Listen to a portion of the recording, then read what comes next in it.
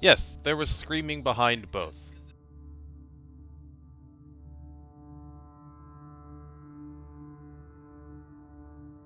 Uh, we shouldn't need too much of a recap. You're assaulting the Grey Garrison. You have successfully assaulted a fair bit of it already. There's not very many rooms left. You recovered important troop movements of the Crusaders. Yes, yes, you did.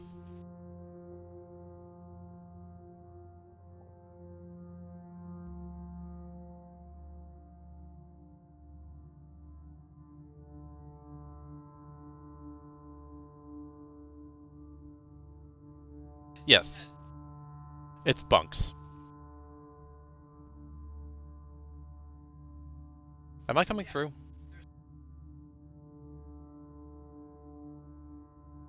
Heh.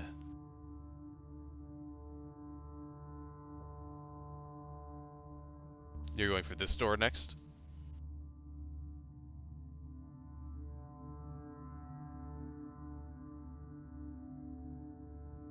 Is Honora going to move beforehand?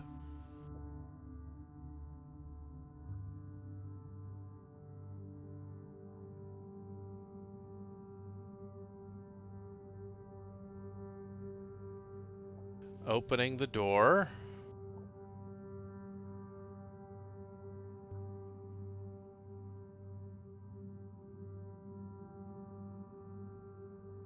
Give me, give me one moment.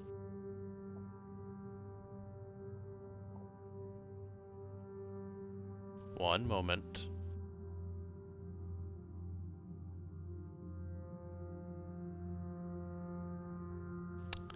The southern portion of this room holds a wide alabaster basin filled with bloody entrails. The outside of the basin is carved with images of warriors around a raised sun holding long swords aloft. There's a flight of stairs ascending to the west to the absolute pinnacle of the garrison. And yes, it is surrounded with 6 zombies. They were staring mournfully into the basin with their bellies cut open and gaping, but as soon as you open the door, they turn to you. But don't move.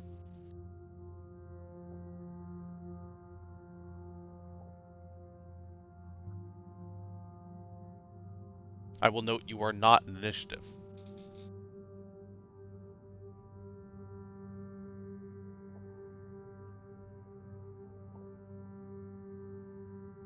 Sure.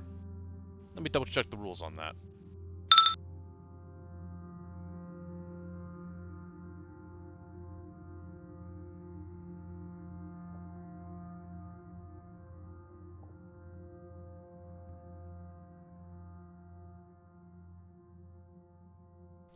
Now you say your control. Can you be more specific?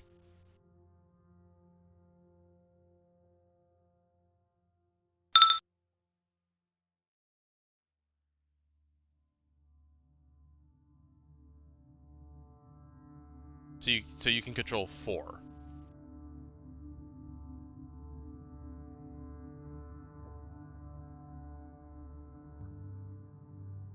Yes.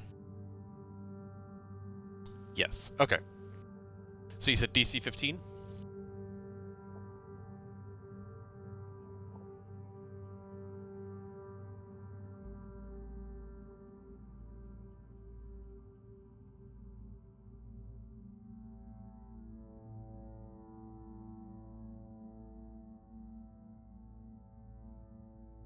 You have control of 2 of the zombies.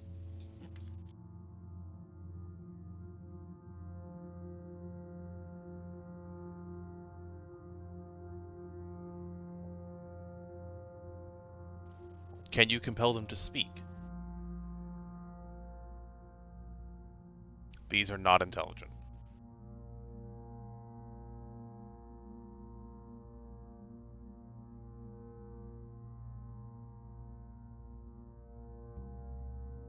As I will note, as they get closer to you, these are clearly, or at least at one point, were muscular, well-defined humans, and it's very likely they once lived in this building.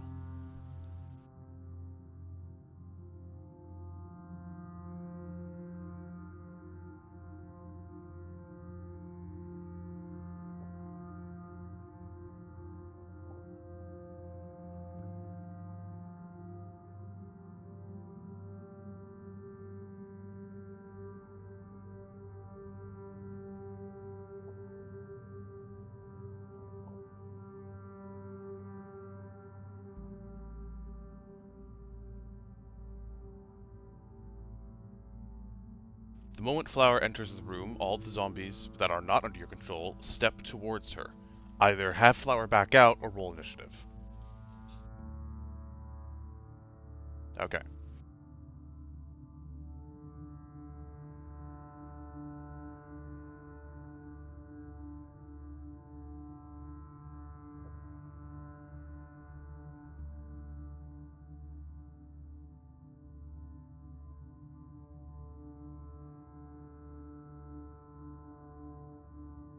They pull him apart.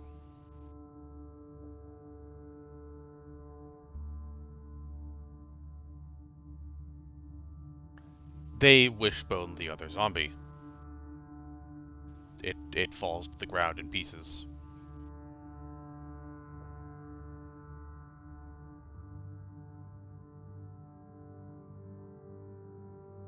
They can do so without issue.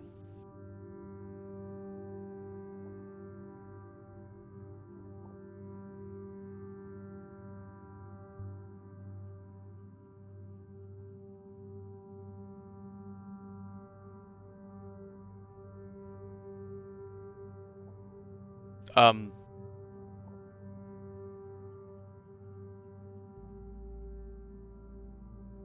One will have its head ripped off, the other is still standing.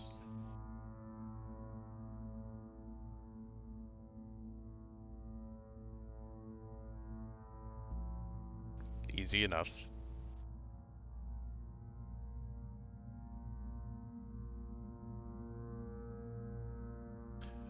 Ermengarde enters the room, and nothing else seems to happen. Shush. Yes.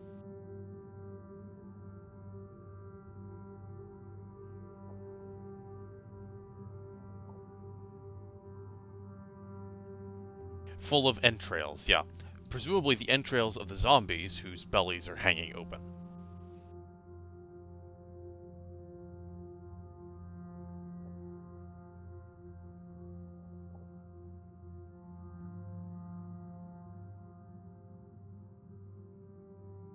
You do not know precisely what it is, but it is marked with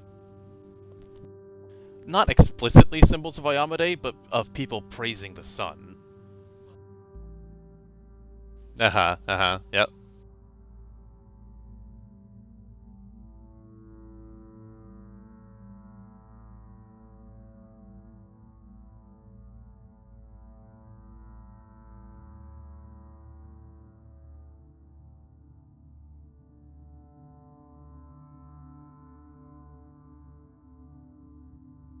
Yes, it is.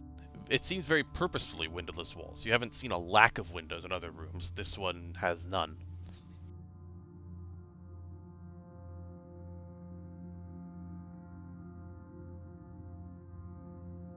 Yes, the stair goes up. And if anyone would like to give me knowledge arcana or religion.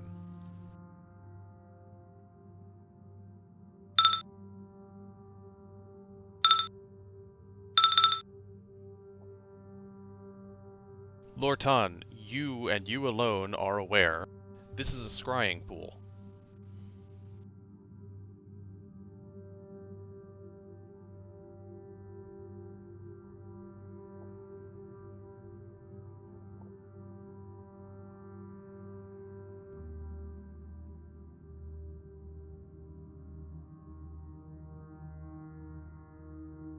Yes.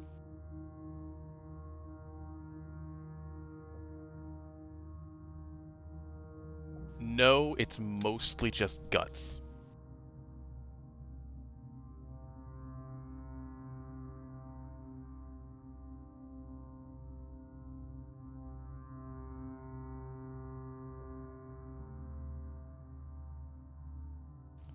No, there doesn't seem to be anything in this room, at least.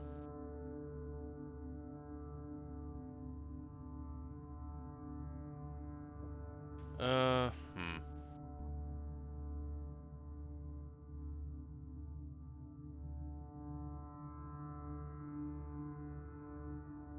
Maybe 2 feet?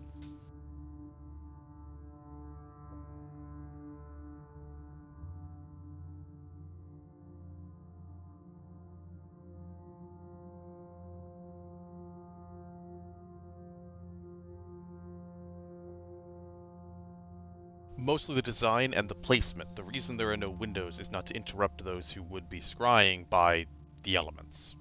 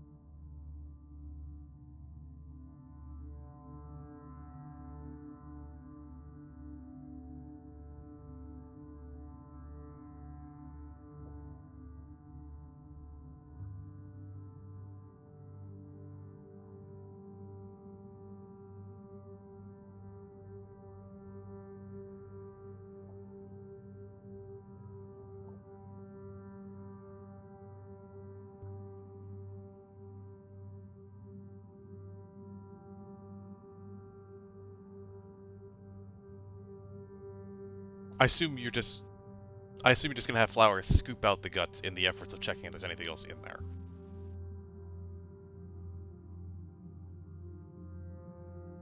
Guts pile onto the floor, and when the basin is empty, though it's still bloody, there is nothing in it. You can clean it if you so desire. That would take not very much effort at all, though you would need water.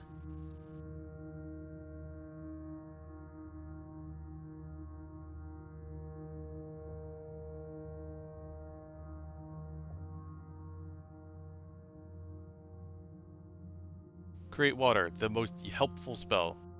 If anyone has a water skin and just wants to use it, Ermengarde would. Ermengarde would empty her water skin into it. Okay.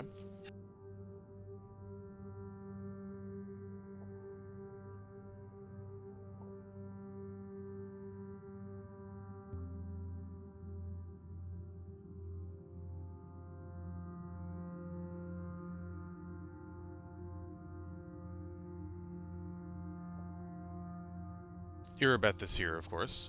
But first, Ermengarde. When you fill the basin with water, it glows and shimmers. Uh, Luthwen, the water is now magical.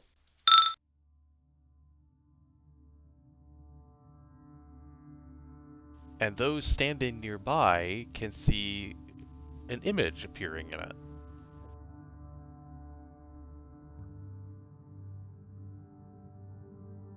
Who's going to look?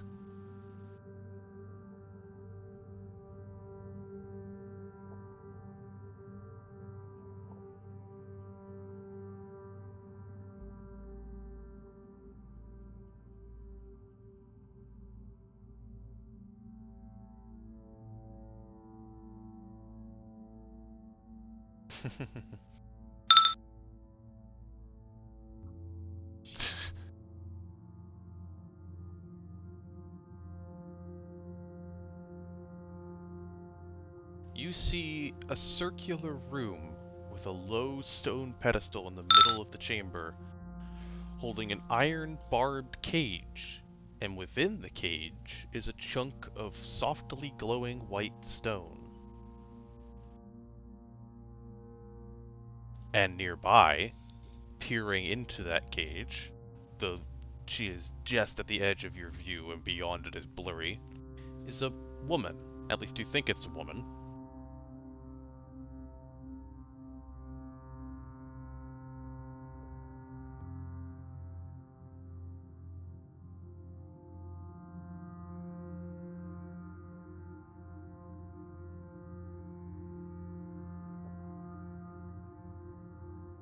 The woman is covered in bones. One arm is a strange red claw.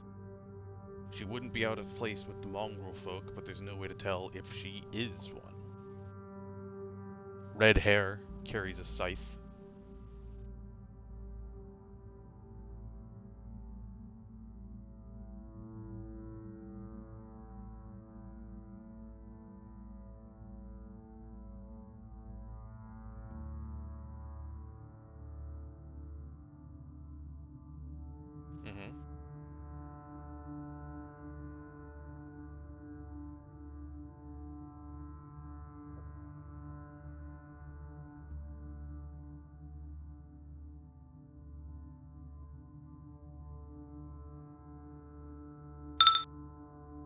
You know nothing about her.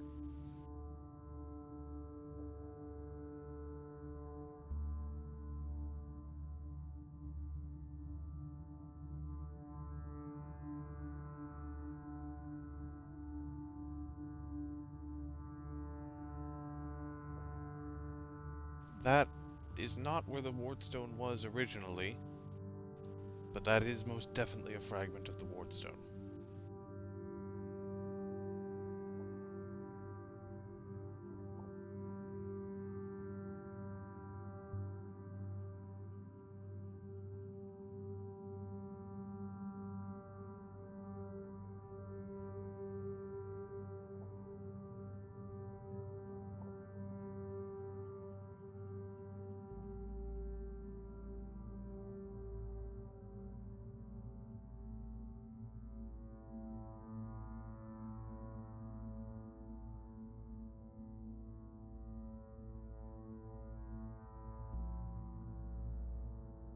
The image fizzles and fades.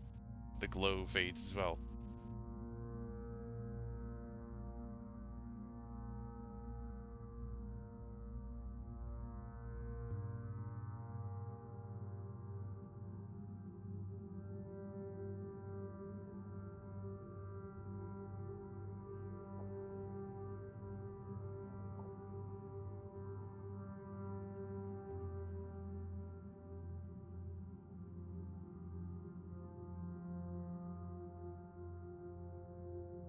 That room.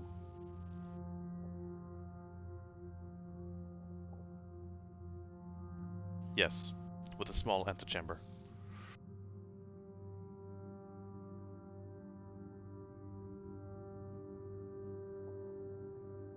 She carried a scythe and it seemed like she knew how to use it.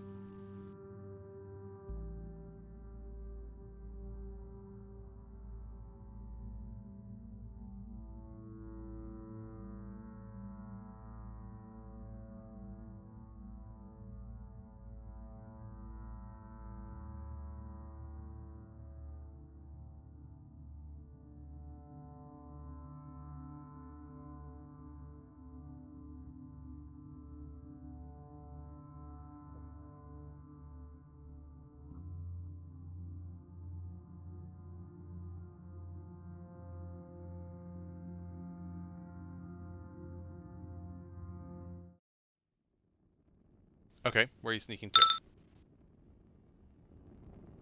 Alright.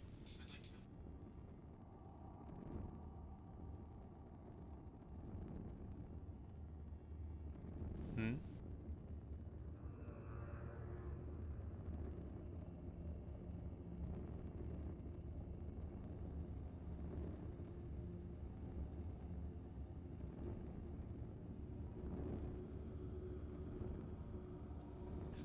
One of the tieflings that remains is cowering at the end of the hall, just sort of curled up in the fetal position.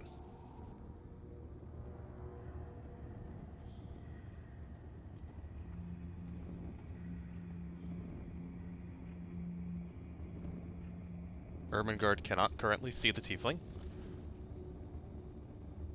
unless she wants to go around Ruthven.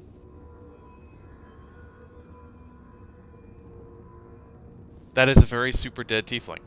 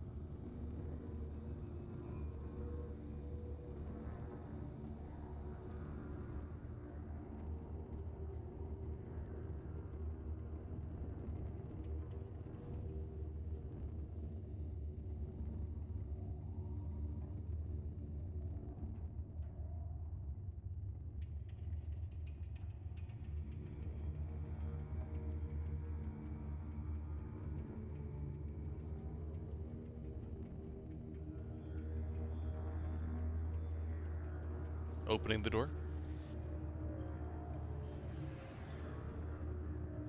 Wendwog will prepare a shot.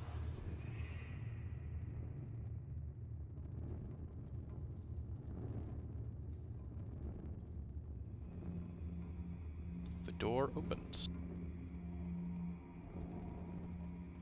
There is a mangled tiefling. One moment. Bookshelves line the walls of this small library. Many of the tomes have been torn to shreds, courtesy of the Abracondaloo, currently doing that to more of them. And smoldering piles of ashes fill the room with an acrid... I don't know how to pronounce that actually. Acrid? Acrid stench. Okay. One small stack of books on a circular table seems to have escaped destruction. But there is also a man-sized fiend with a goat-like head, patches of filthy fur, and hoofed feet. As you open the door, it wants to leap on you, but you have some shots to fire first.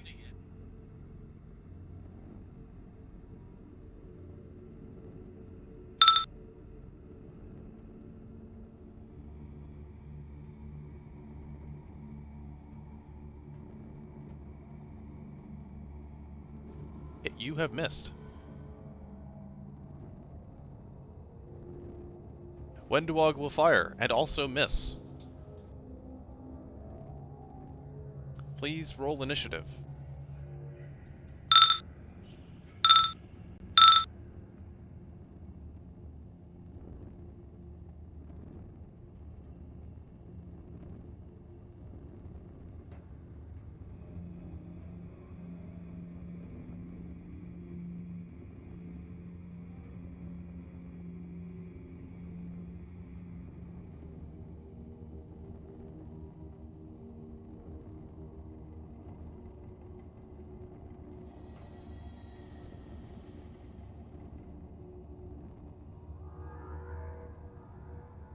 That one was pulling.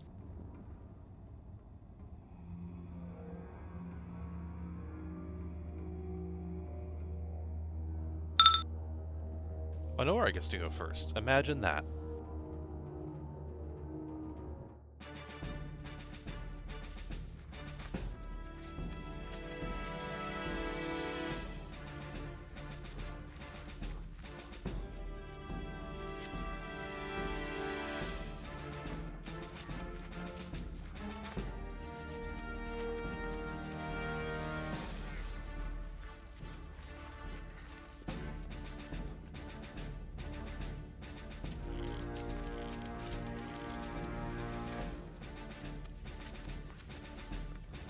Right, so with the Abracondaloo,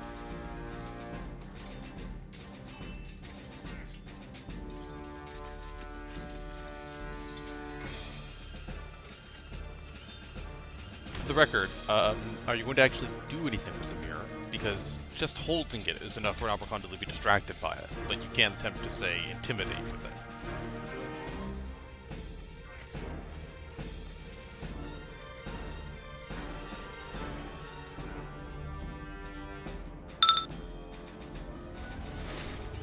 Right, so the mirror gives you a +5 on your attempts against an Abracondaloo.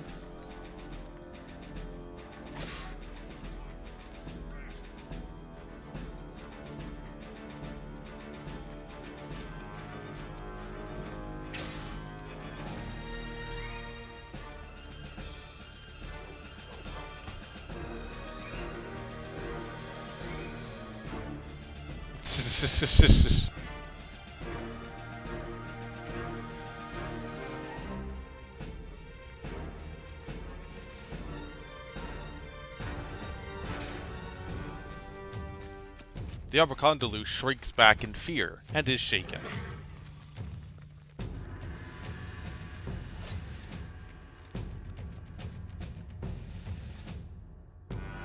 No, intimidating is your action, unless you want to move. The demon. If anyone would like to roll religion for identifying it as it takes its turn. Yes, but you don't know what that means.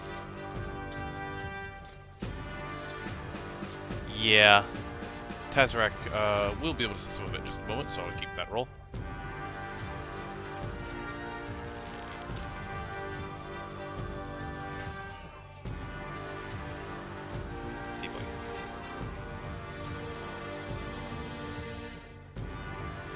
So it seems to have been constantly gnawing at the end of its halberd, and it leaps forward to swing it at Ermengarde.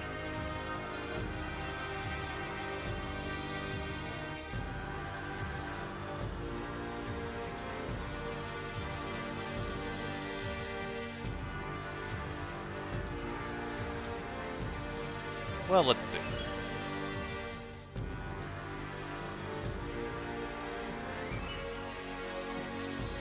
Ooh. What's your AC?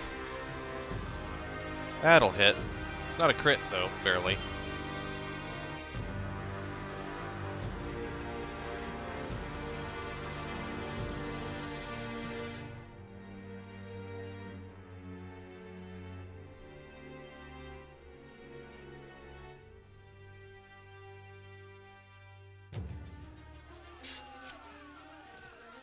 Okay.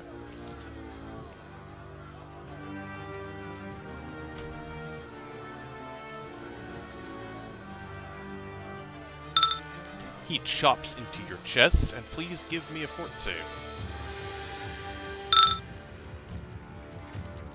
So you are. Yes, so. Tazrak. This is a sheer demon.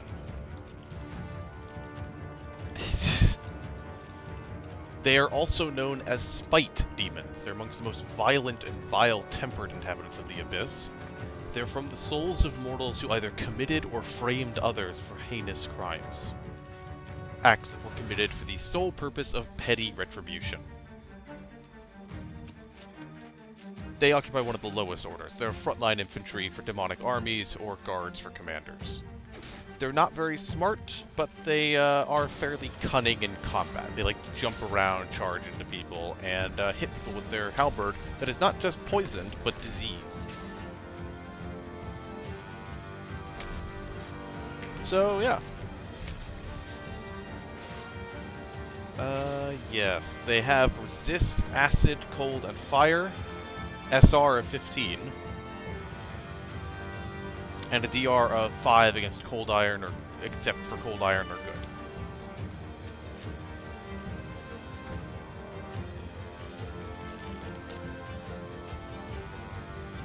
good. It could be a spite demon or a shear.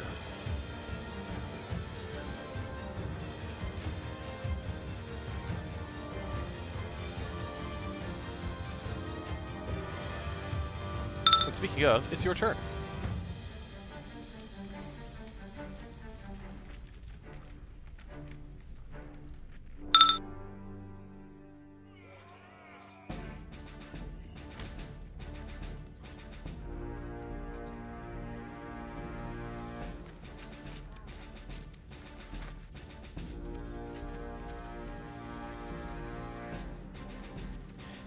And good.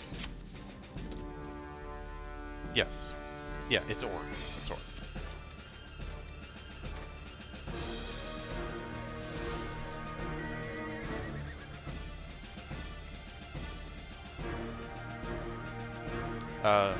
Can you do it on natural weapons?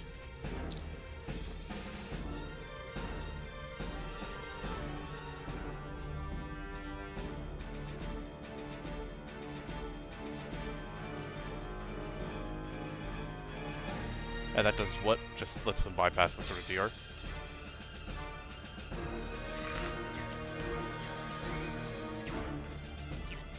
Okay. Alright. Then, are you going to move?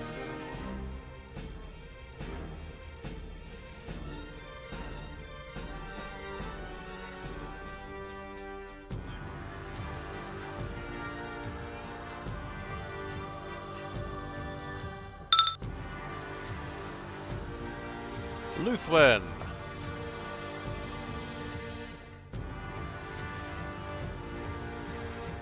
Which ones?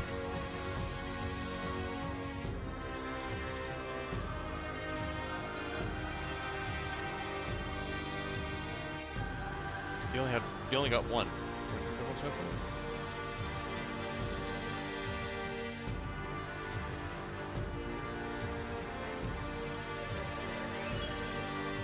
Oh, okay. Okay, do as you will then.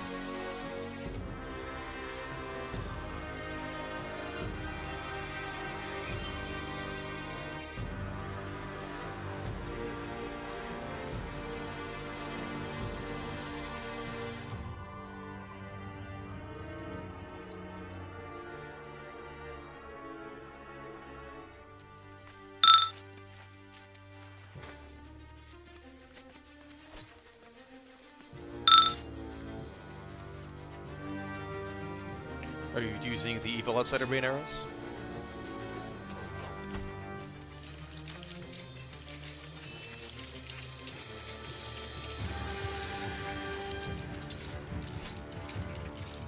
The first one will miss, unfortunately. The second one will hit.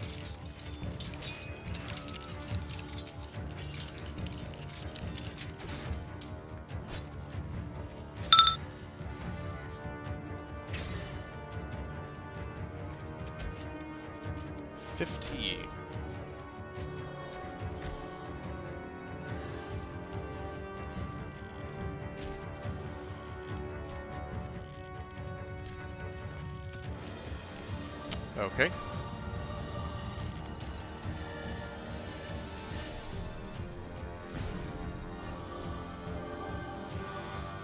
Did you add that +2 damage in? Okay. The shear takes one arrow in the chest and cries out in a roar of pain. But is still standing. Nenor.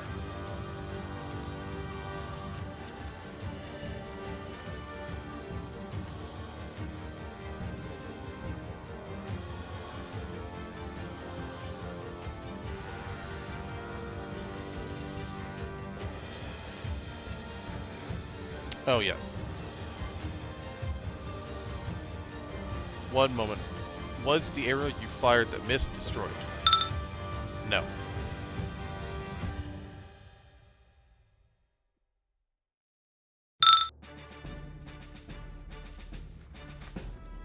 Yes.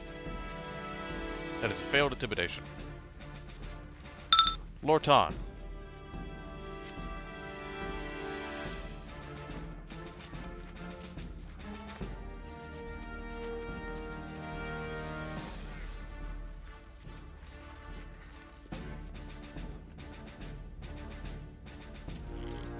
If he understood that, it might have been in combat too much already. Is that the case?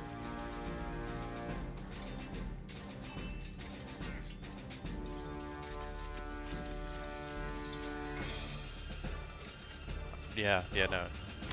He cannot understand what you are saying to him.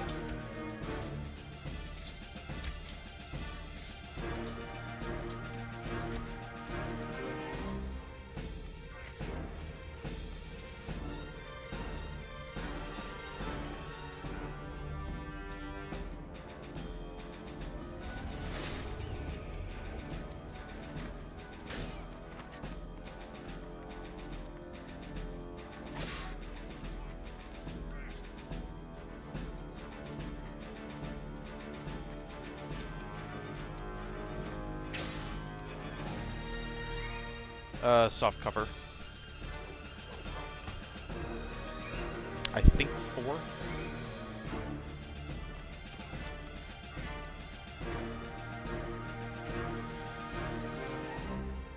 I want to say 4. I'm finding a number.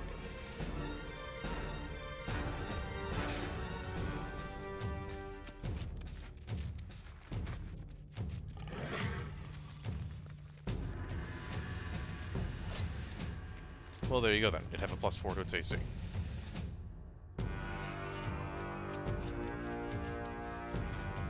Yes, you would.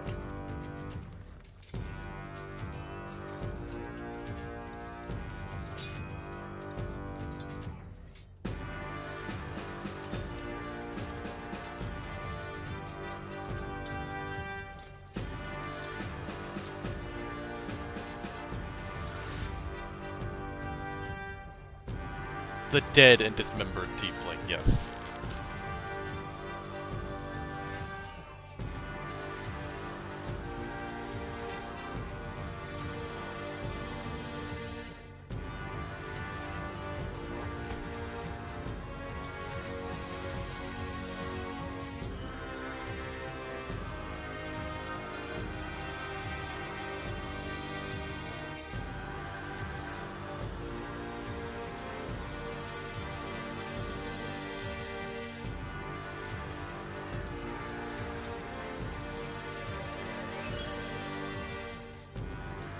Okay.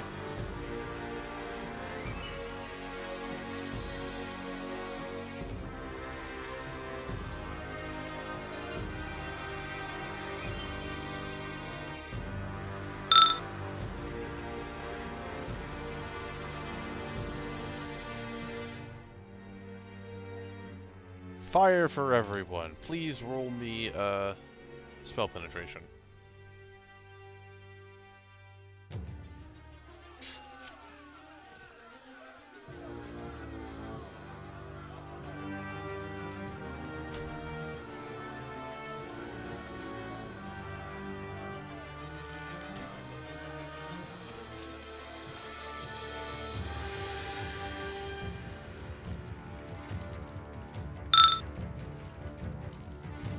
Yes, you have bypassed the Shears SR.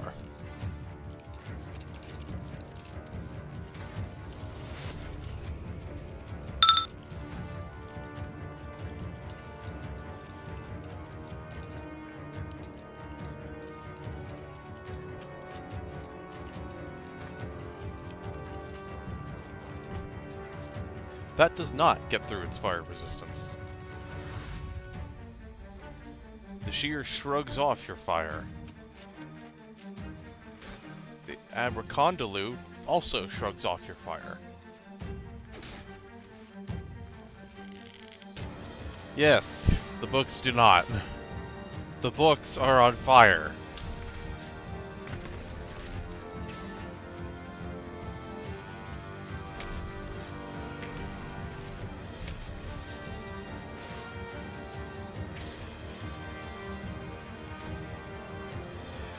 Yes, they are.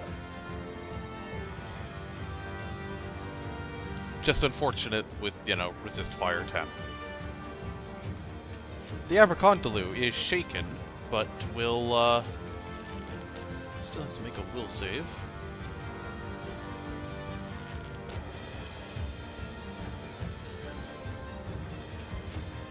The Abracondolu successfully defeats the attempt to make it only attack the mirror wielder.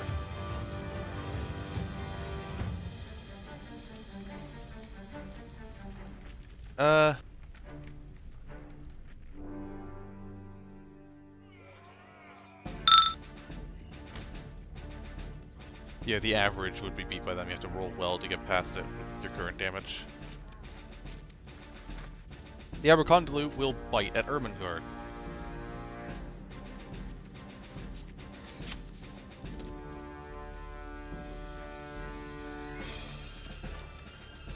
Yeah. Okay. It crit, it did not confirm.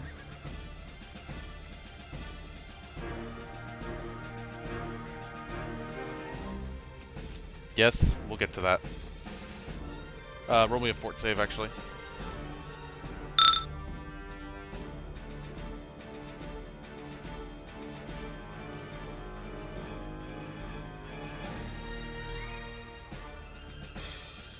And it succeeded on one of its claw attacks.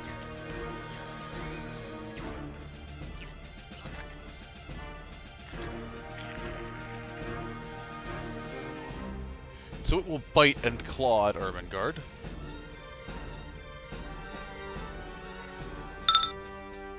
But it could have been worse. Ermengarde.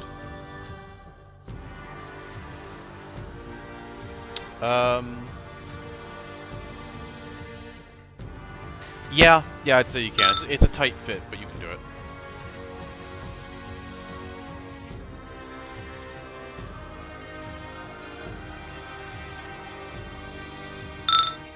Oh, that sucks. You are not flat-footed. Honora.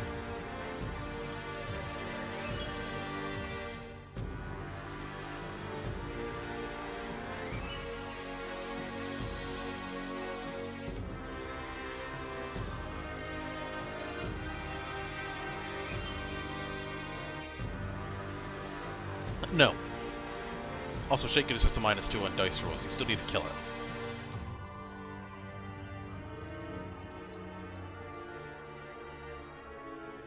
It's a strong enough thing to not shatter on hitting the ground.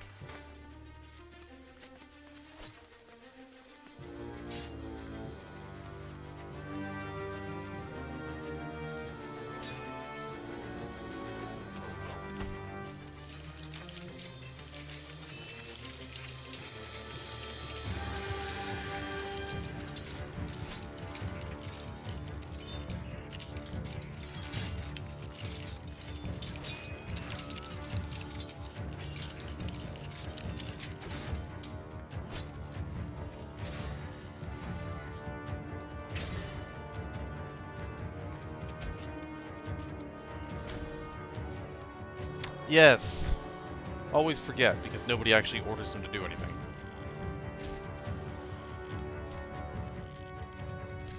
Eurobeth will stride forward to hit the shear.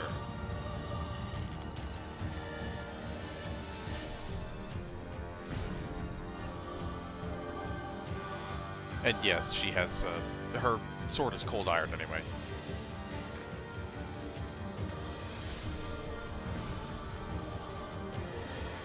Yes, she is. She's using Radiance.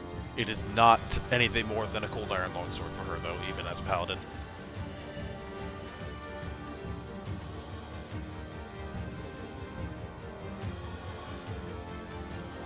She slashes the shear across the chest, and he cries out in pain, but he still stands.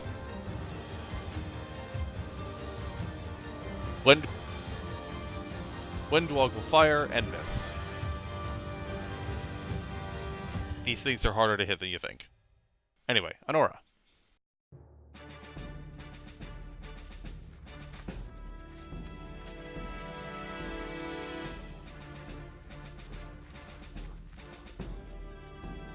Okay.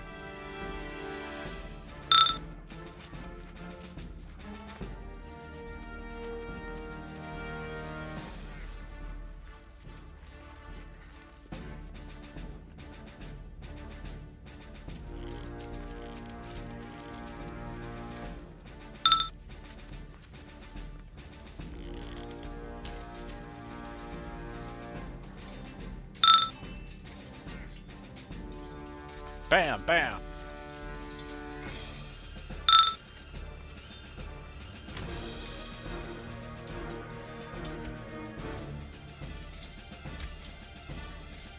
Still up, but looking very battered.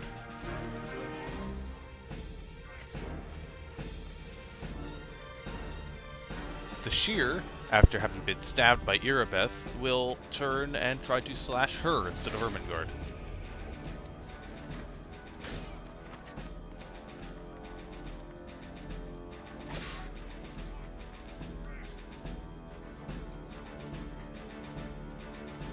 And it will miss. Tazrak.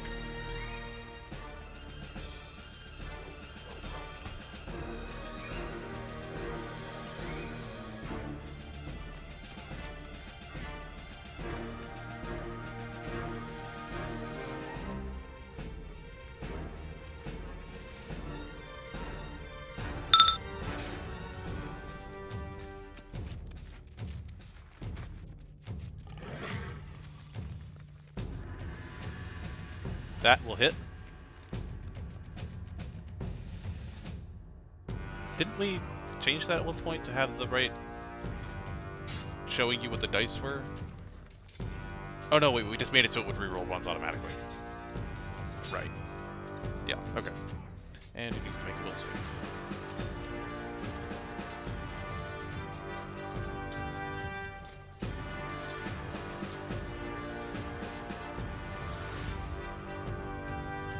Black lightning forks into the shear's eyes, and it cries out in pain, collapsing to the ground.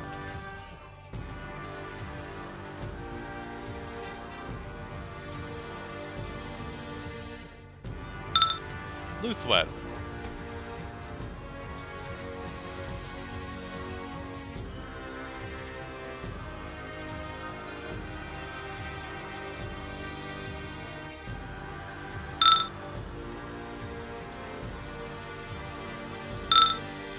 Ooh.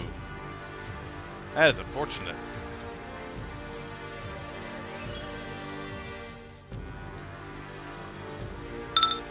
Nanor.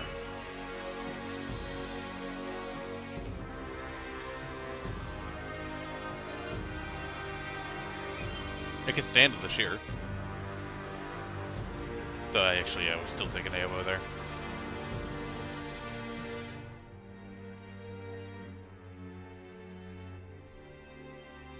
Sure.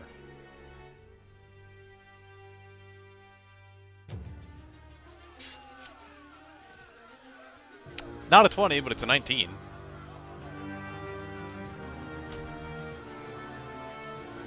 Yeah, it'll hit. Please give me a fort save.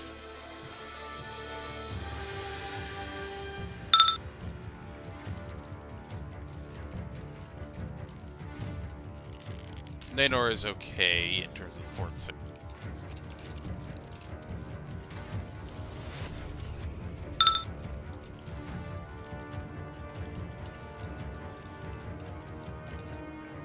I assume Nanor is going to try and bite the Apotheosis and trip it in the process.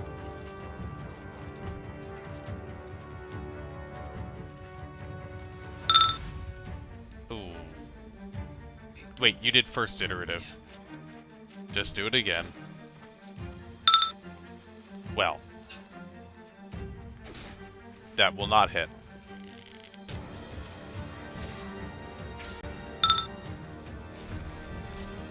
Lorton.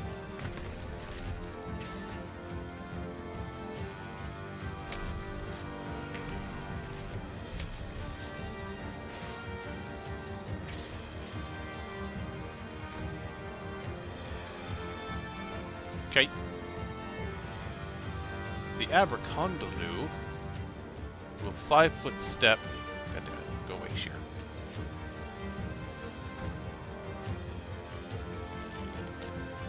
Not immediately.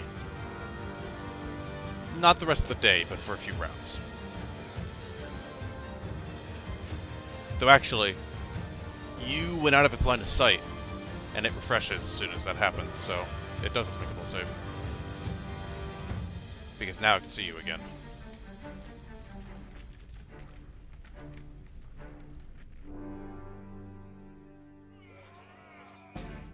And it fails.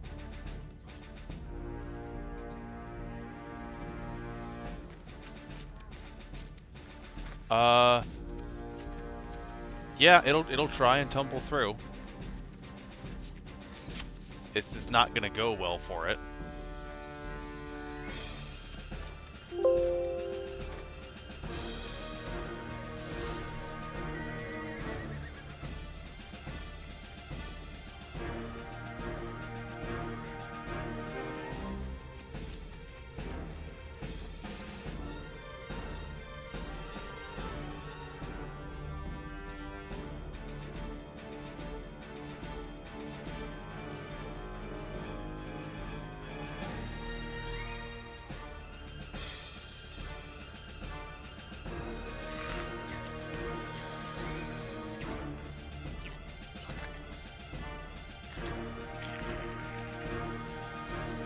Yes, the Abercondalu attempts to shove past Irabeth and gets nowhere. Nanor, Irabeth, and Ermengarde all get AOOs.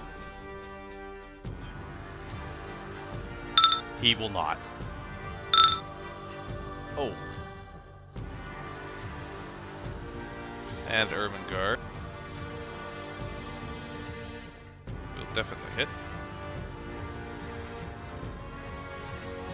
I assume your Ermengarde is grabbing. Oh, okay. Nanor is attempting to trip, though. Please, combat pick.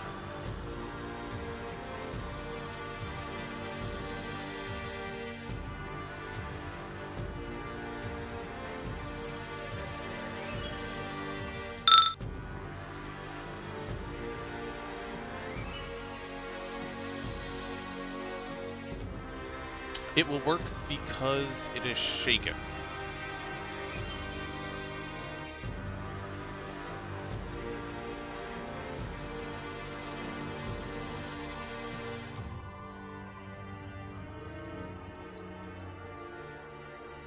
It is on the ground. Ermengarde.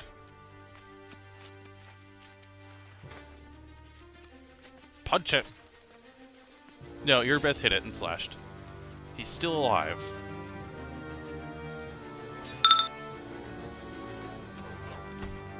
He is not. Ermengarde punches it in the back of the head.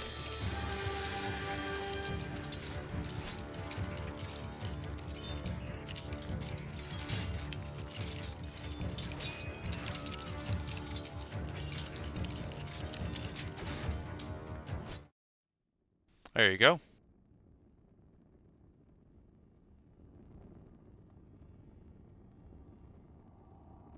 It's mostly just smoldering on the bookshelf right now. You can put it out without difficulty. Books.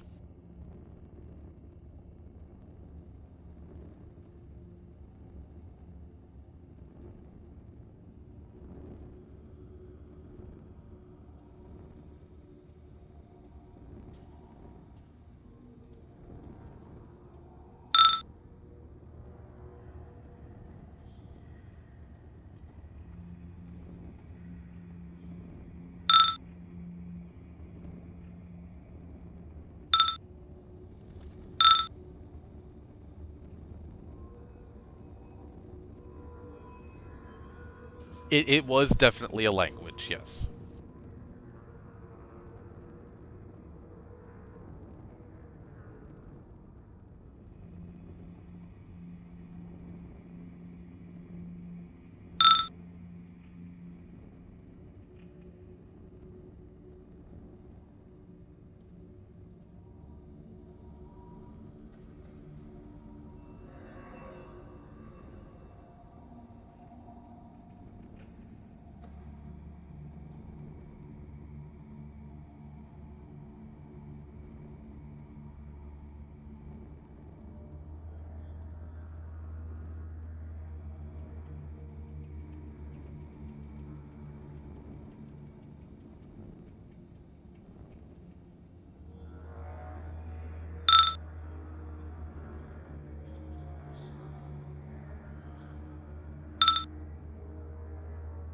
Yes.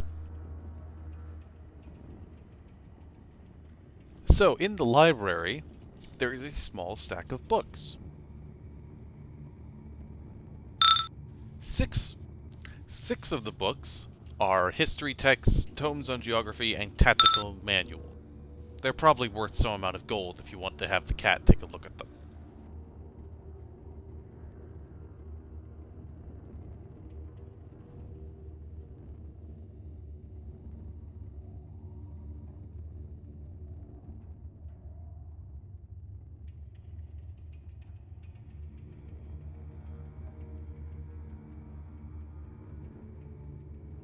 The final book is magical.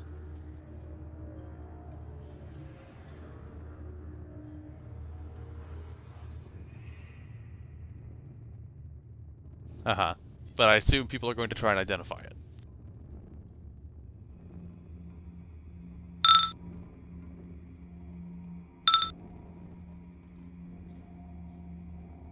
Can I get a spellcraft from Honora? And then, please roll me an appraise from Honora as well.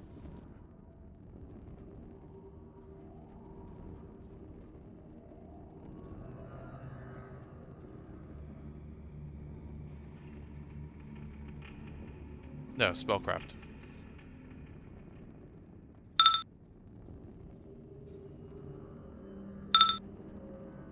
Okay.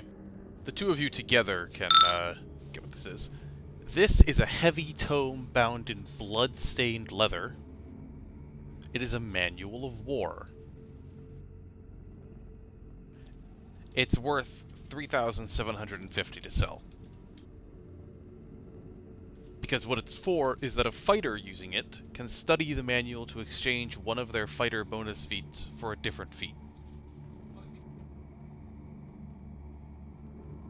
Well, no, it lasts for 24 hours, so they can do it as often as they want.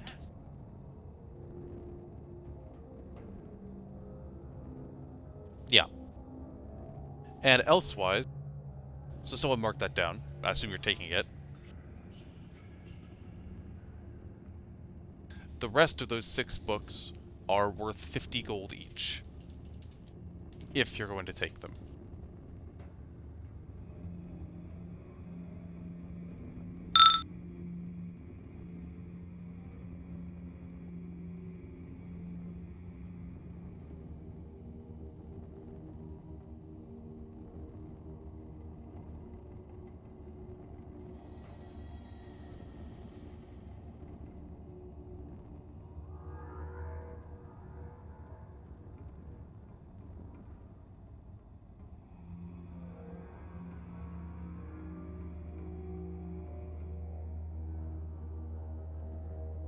Yes.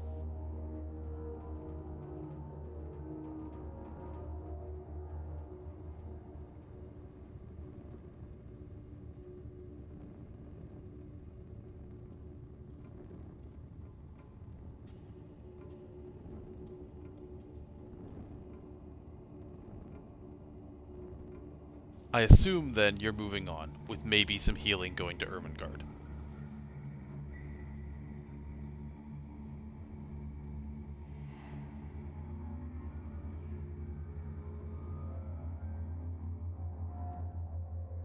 Are you going to heal Ermengarde?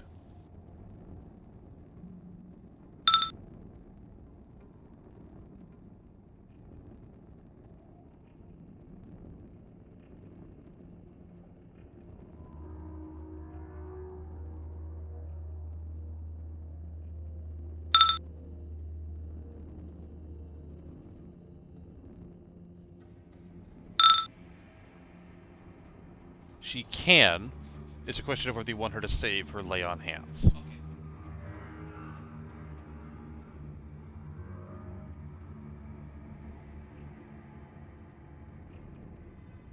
Luthwen, you hear buzzing beyond that door.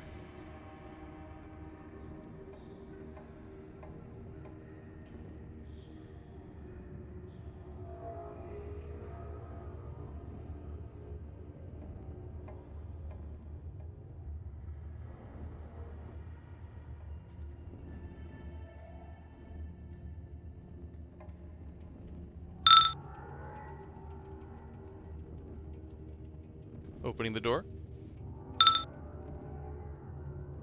You hear buzzing. Like insect buzzing, yes.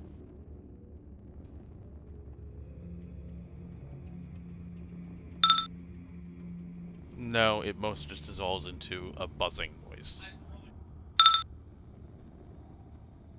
They do not sound like bees.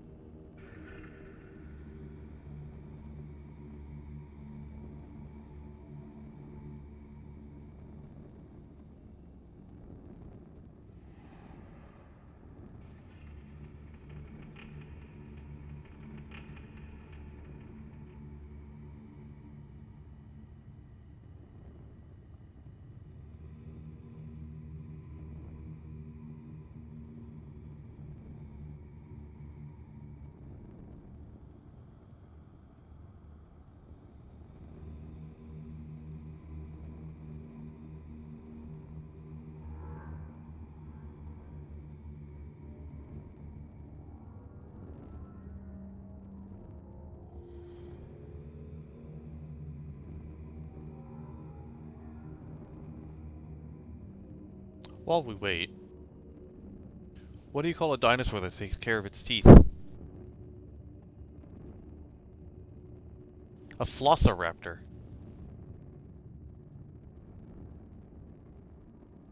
No.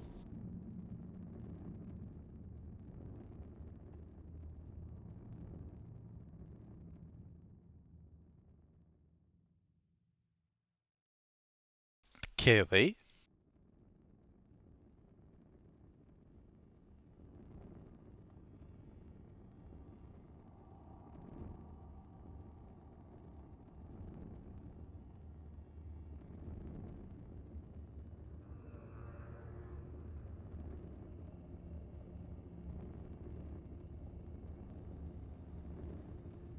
I would not recommend touching it.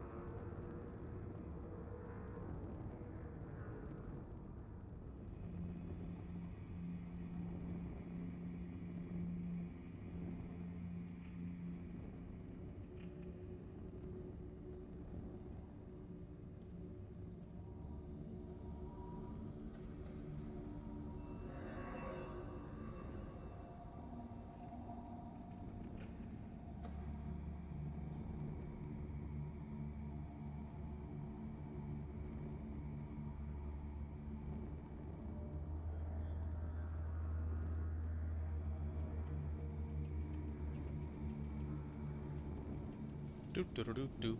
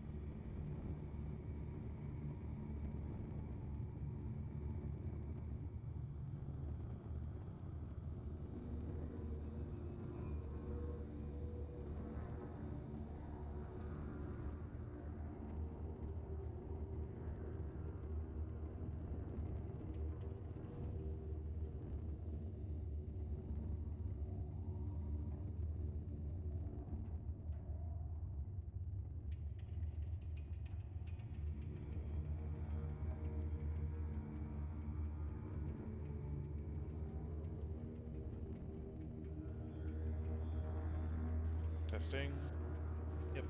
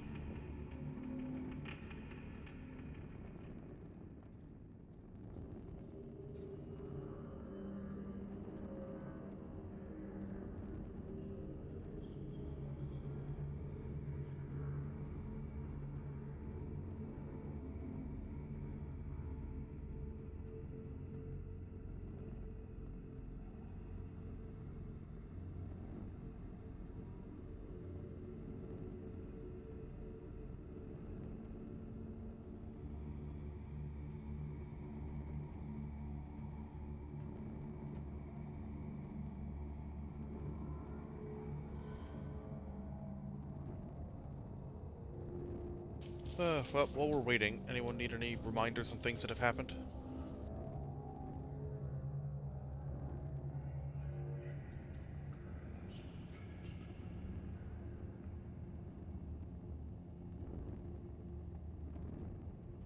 That would be par for the course.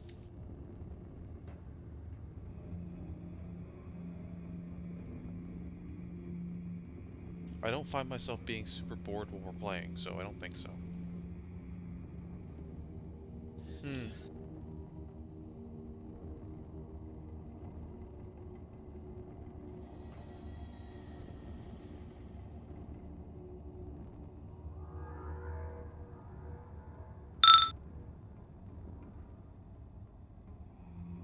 Good.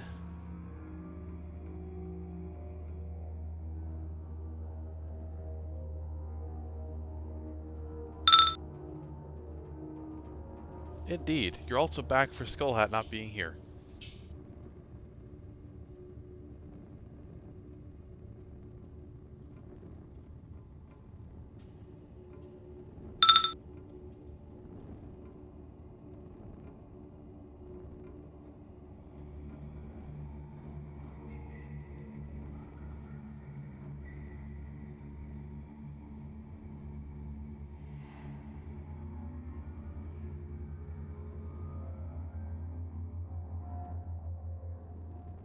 You're all wrong.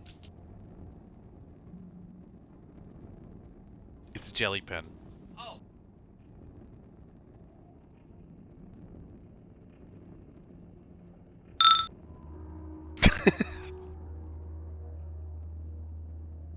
Now we just need you to walk into the room alone, and you could die outside, too.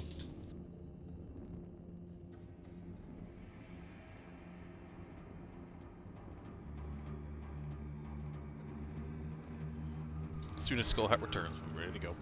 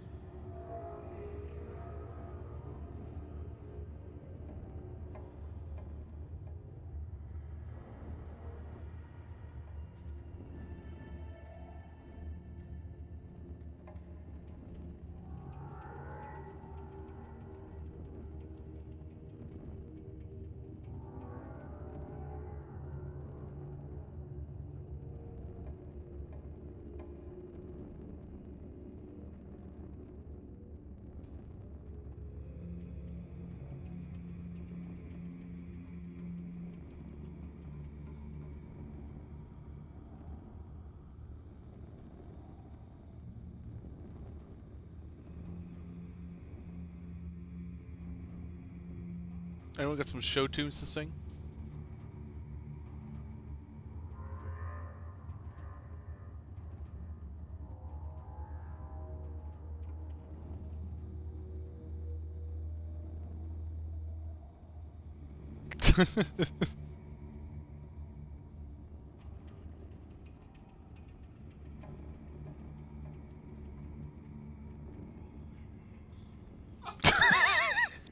I knew it was coming. Oh my god.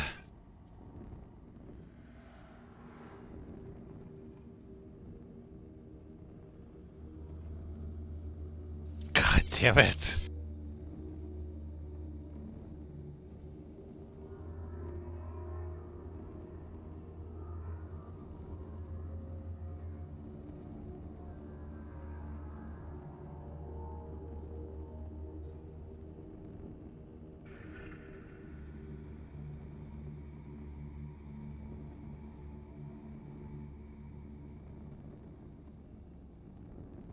I seem to have lost a thumbtack.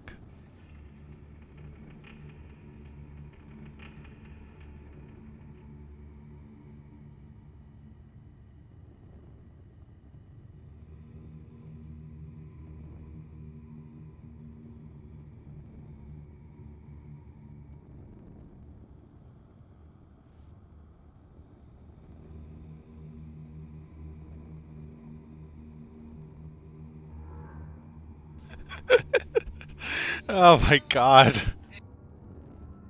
Yeah, that's what he just said. Uh-huh.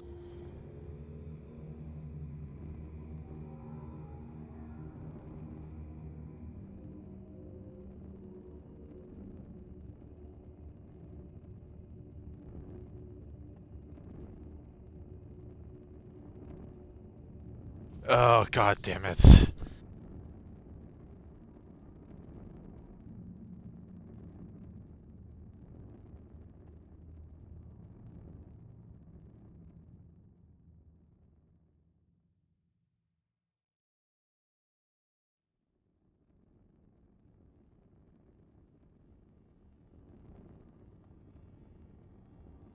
Ugh.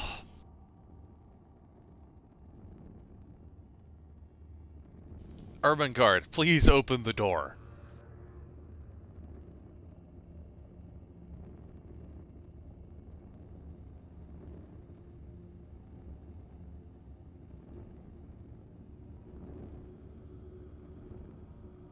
Yes, so. Sev several stacked horizontal. Let the GM speak. Yes, please don't interrupt exposition. Several stacked horizontal shelves hold a number of small, straw-lined bird cages. There's a stack of parchment, 3 kills, and a pot of ink, and a pile of tiny cylindrical objects on a nearby table, and there's a small wooden door in one corner of the room away from where you entered. They once used this room to send carrier pigeons, but the pigeons are long gone. And instead, there's some demonic vermin. Their faces look almost human, except for the deformed, rasping maws and the tiny, half-formed hands on the tip of each spindly leg.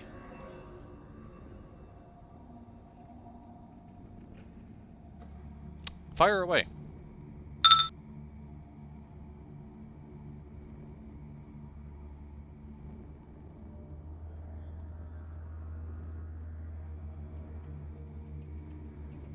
Pew! You shoot it, and it takes an arrow in the torso, and it is not dead. They don't have knees. Roll initiative, but this shouldn't take you very long.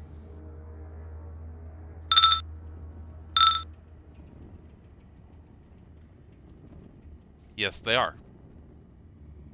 Yeah.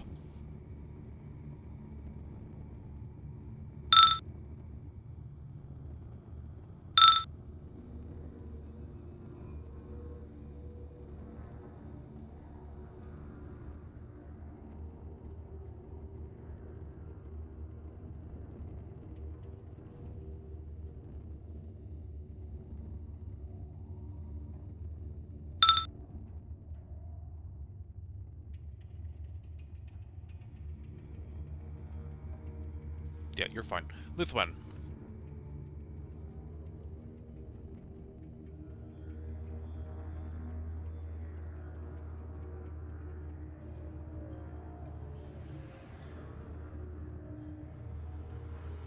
Shoot the fly.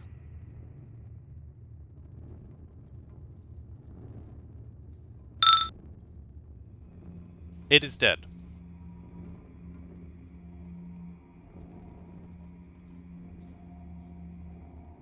Fly number 1 or fly number 0? Okay. That does a lot of damage, alright.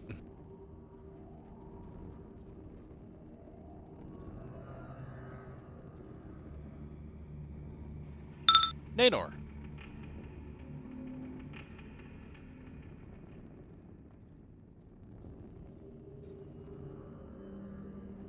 Okay. Demonic giant fly number 1.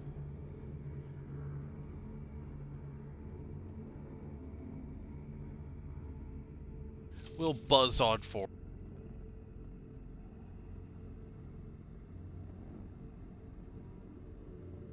And try to bite Ermengarde. Yes. It has sharp, gnawing teeth.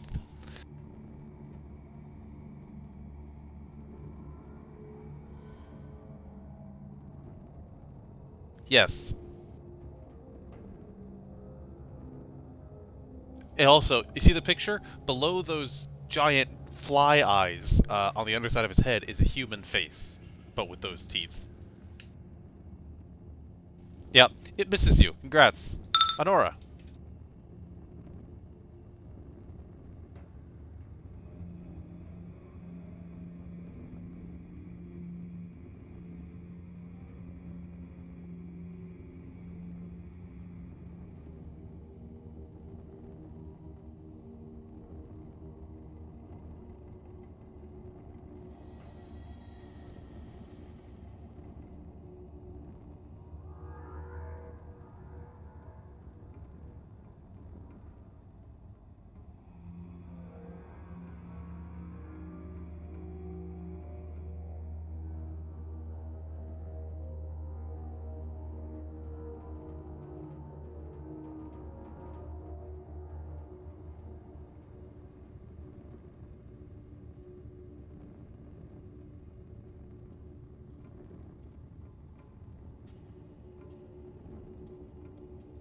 You fail. Next roll.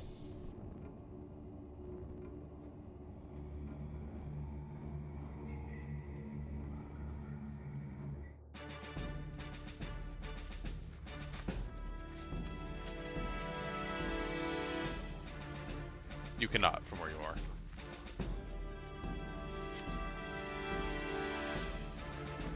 Go right ahead.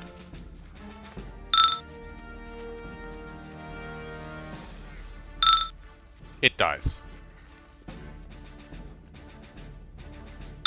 Ermengarde.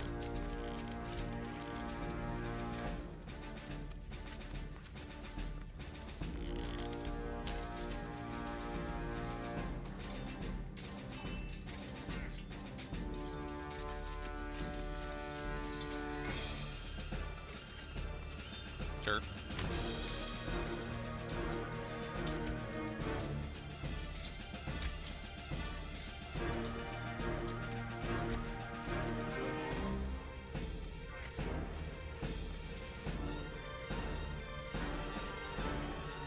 It is a demon, yes.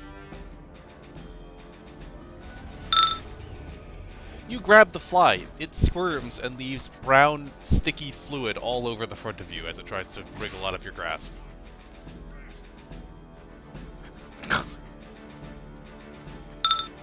Tazrak.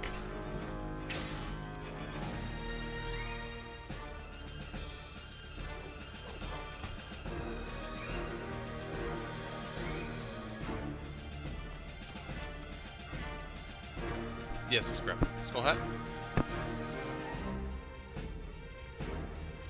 Okay.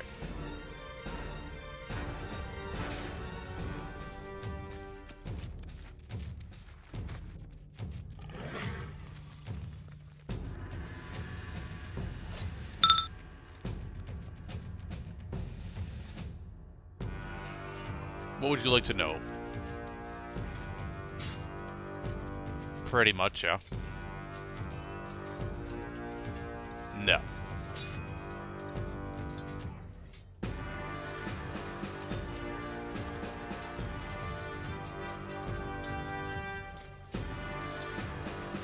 Okay. The demonic giant fly will try and squirm out of Ermengarde's grip. And fail. Lorton.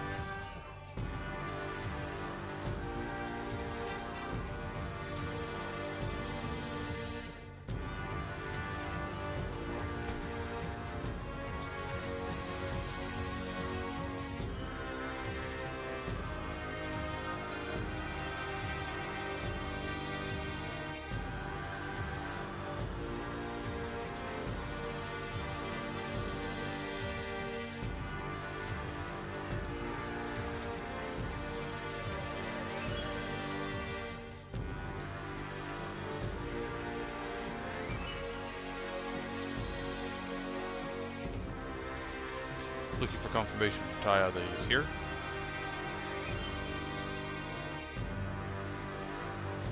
Yes. Lorton is go.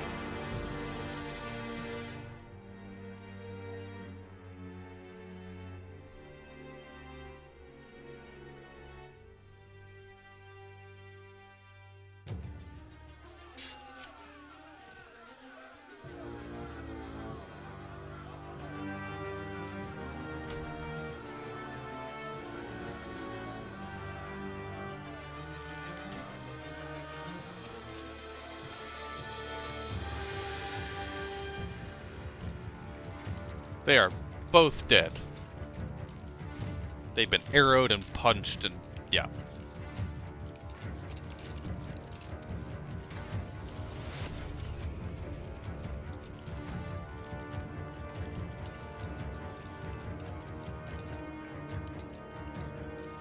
Okay.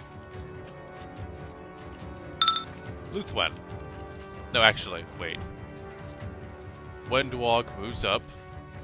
Not underneath Lorton, hold on. God damn it.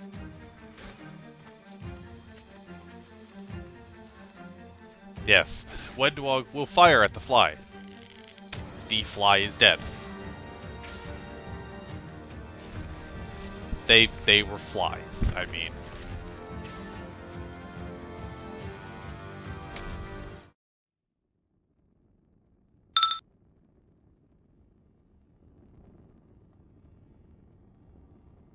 You're in the Eyrie.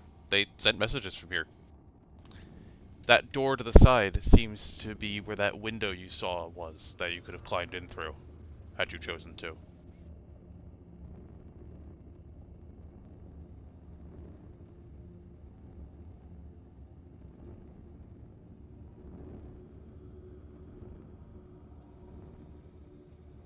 Yes.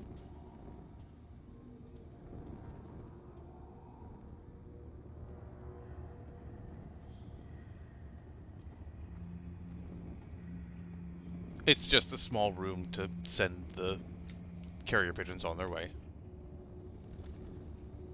You can open the window if you so desire.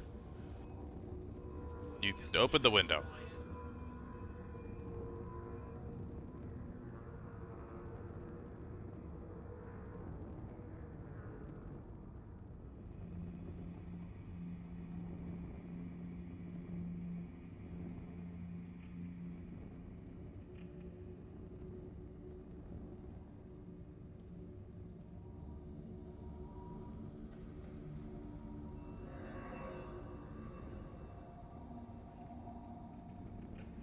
Tazrak, you going to move?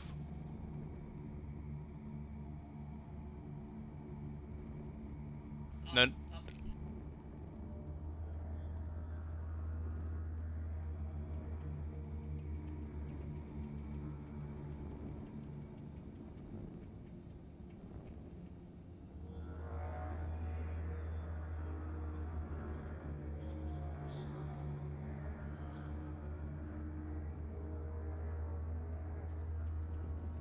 Prestidigitation is great for that. I assume you're going to listen at the door first.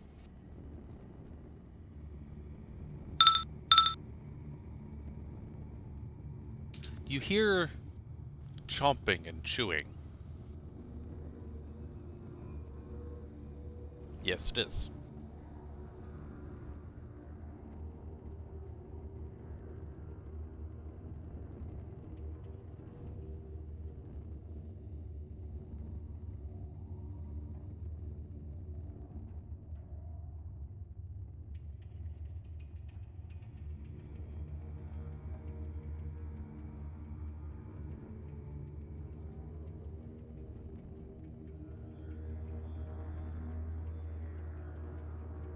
Opening the door.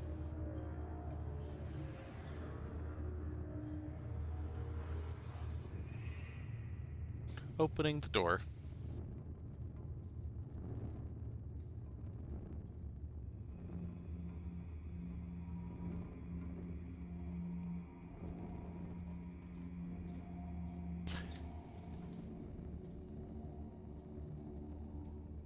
So that creature has a stag's body, a hawk's wings and talons, and the head of a slavering wolf with a rack of antlers on its brow. And it is currently eating the tiefling, yes. Um...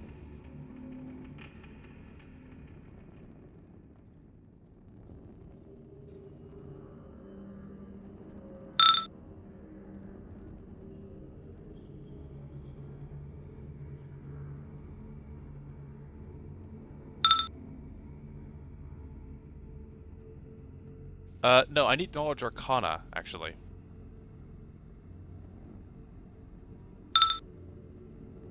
Yes, this is a magical beast.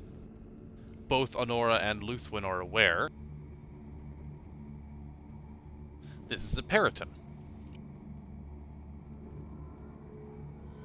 They are vicious beasts that hunt any creature weaker than themselves, but possess all the intelligence of a human. They prefer humanoid prey as they relish the taste of humans, any kind of sentient creatures, still beating heart. They loathe all other creatures, even their own kind. Fire away. It has DR5 against everything but magic.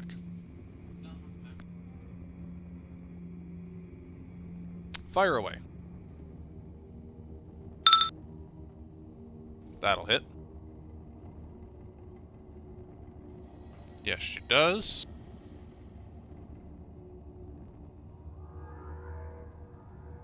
That's a crit. That's a confirm.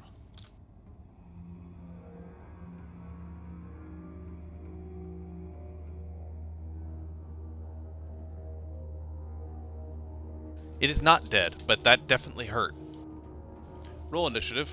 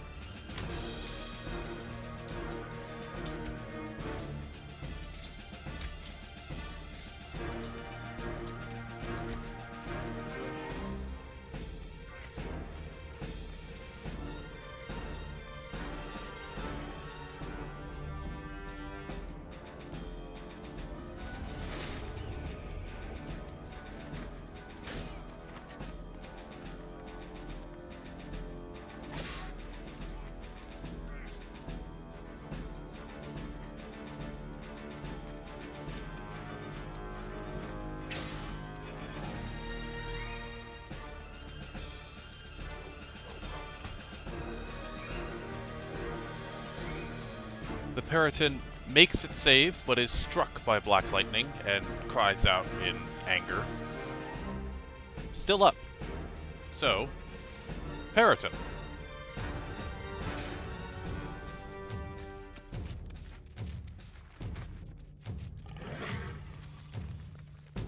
It will simply charge at Ermengarde with its gore attack. Figuratively charge. It's just rushing at you.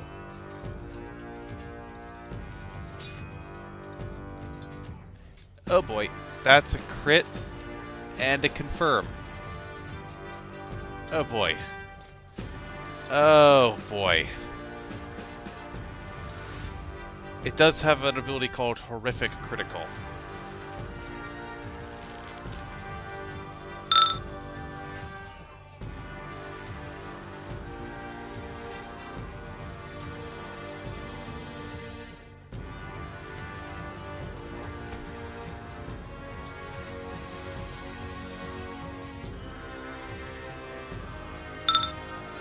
Onto its next attack. Yeah.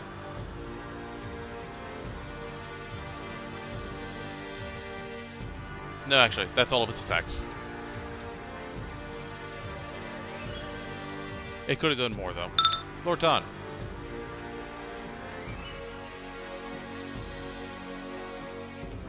Yes, it is.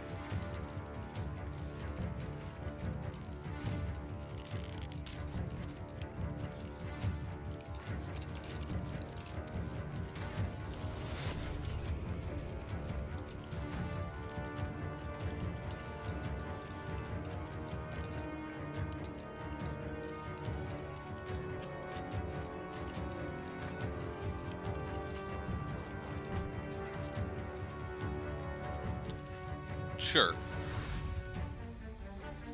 It'll be difficult, but sure.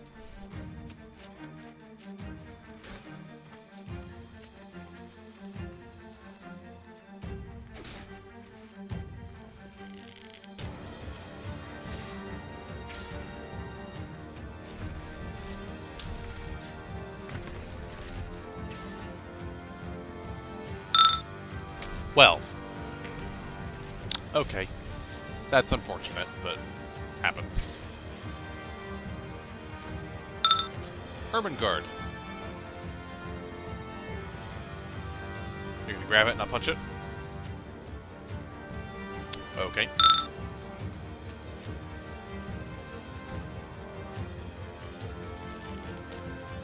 It does not. You do not grab it. Honora.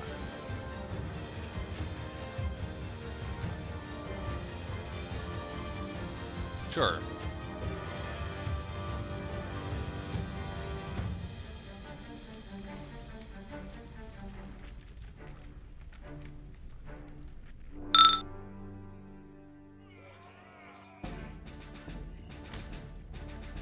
The last magic missile hits it in the nose, and it tumbles to the ground.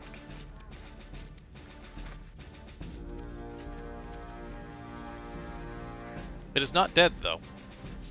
Just, it's entirely out of the fight.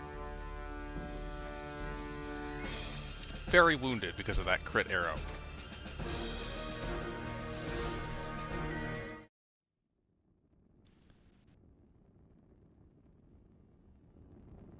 It's intelligent but hates everything. It's snarling at you.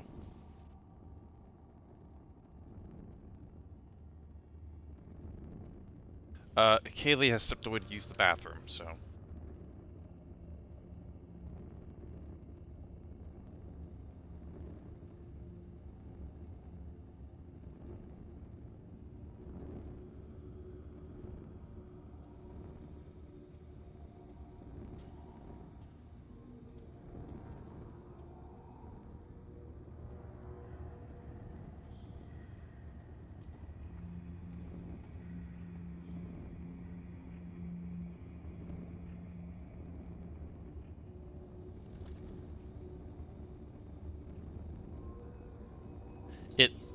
It laughs at Luthwen's description, and mutters something about tearing out Ermengarde's heart.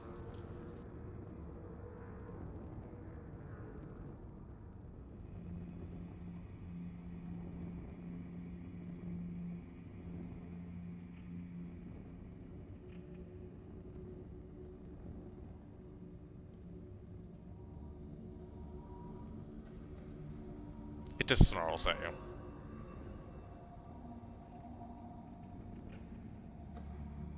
It continues to snarl at you and tries to bite your hand.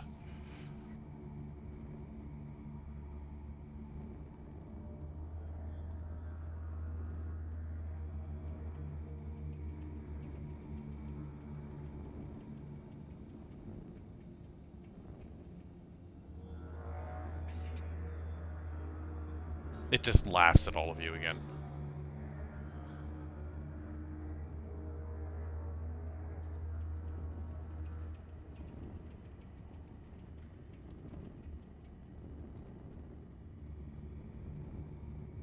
Wendwog draws her dagger.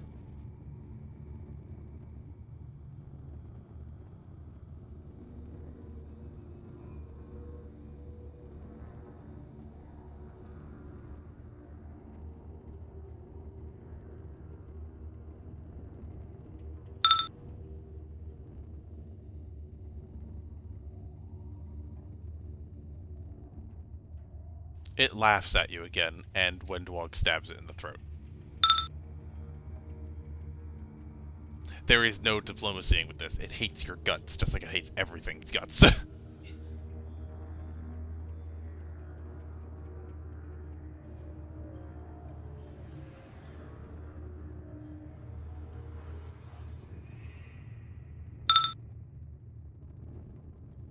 So, the main benefit of this room is, to the east is a relief map of Mendev. And a long table engraved with the same is on the other side. There are a dozen bodies scattered about the room, each bearing a gaping, empty hole in the chest.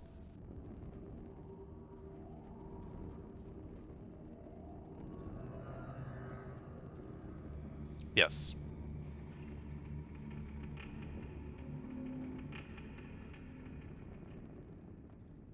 Do you understand what a relief map is?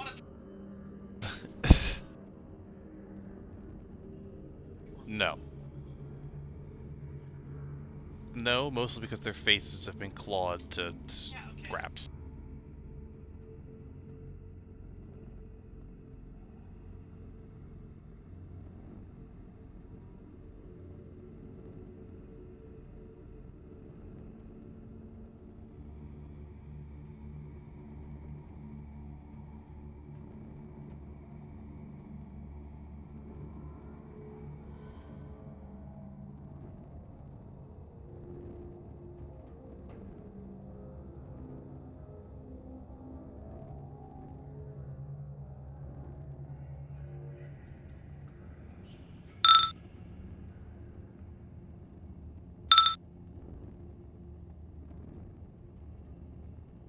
Not quite a full heal, but close enough.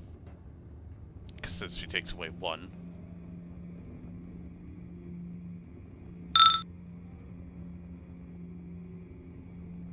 She was examining the Wardstone shard.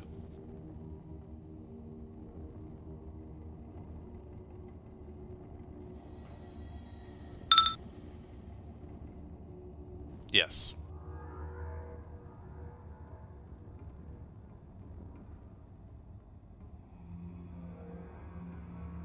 Okay. Yes. Roll me perception as well. Just her.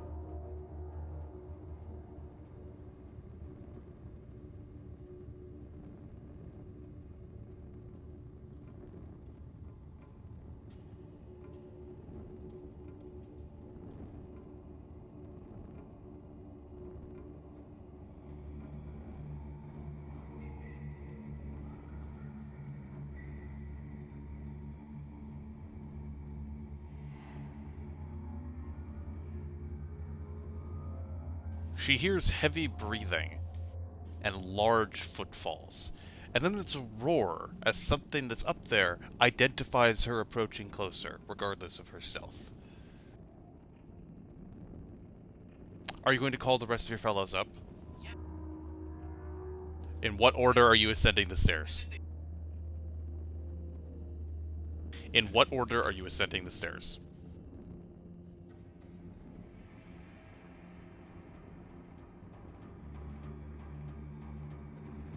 You can all run up the stairs in time to be in the next area without being fighting on the stairs.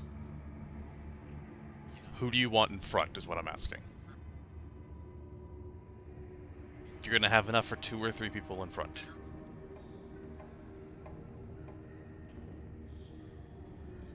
And Honora? Alright. I will arrange you thusly then.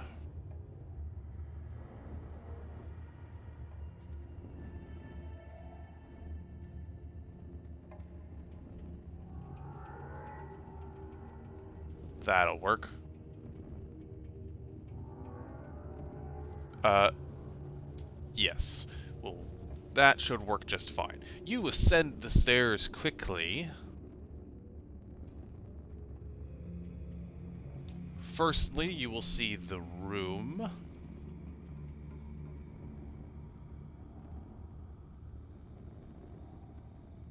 And now I'll reveal what your opponent is as it roars and brandishes an axe at you.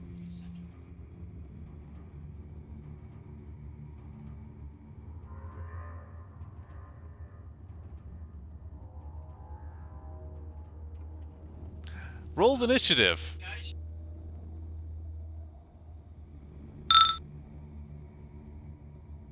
It is a fiendish minotaur, so yes, it would.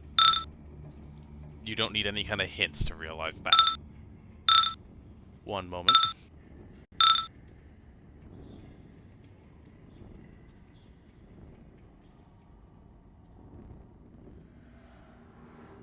Yeah, it's a minotaur with blood-red fur and glowing yellow eyes.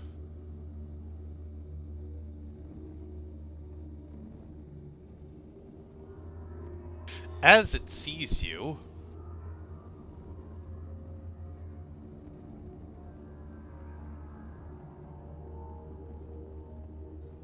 it draws a horn from its hip and blows.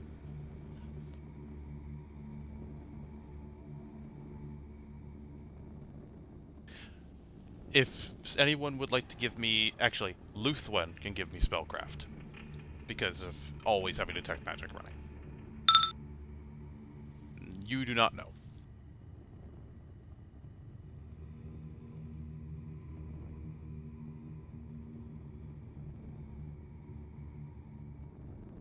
You don't have enough time.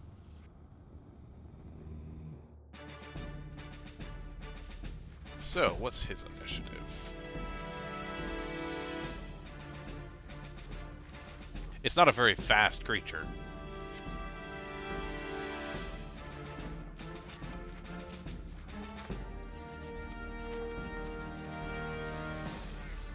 Flower.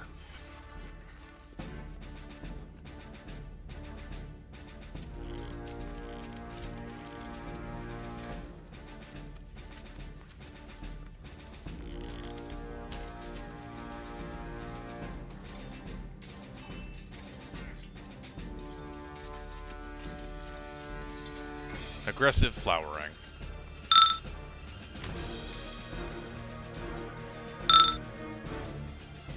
That will hit.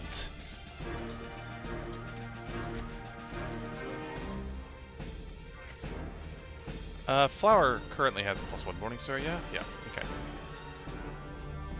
Which, by the way, if anyone wants to roll Knowledge, Religion, or Planes to get some stats on this.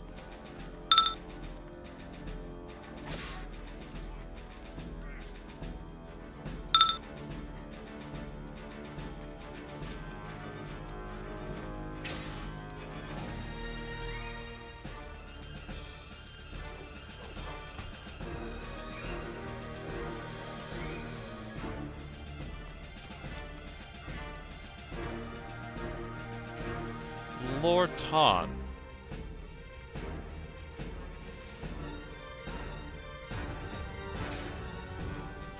Yes, you will be aware of something. Would you like to know about its immunities, resistances, DR, or SR?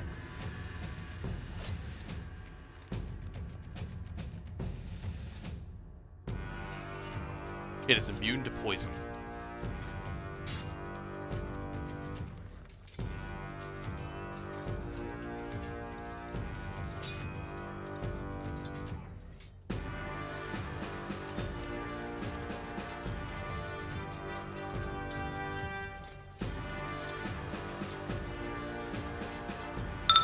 Honora.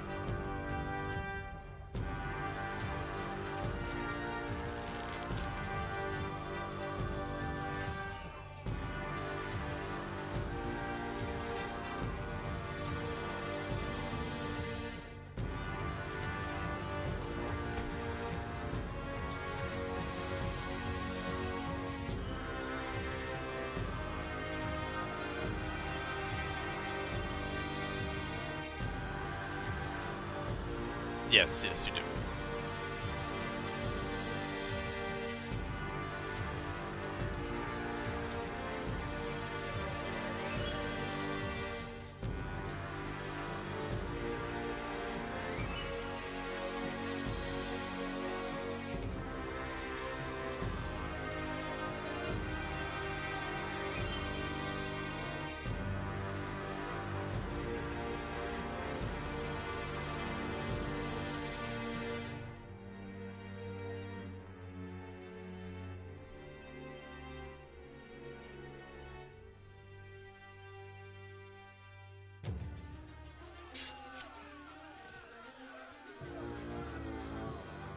Go ahead.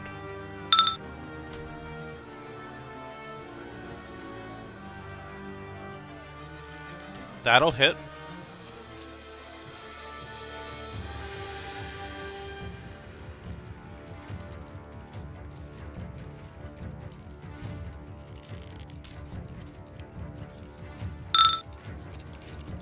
and your claws feel blunted against the tide.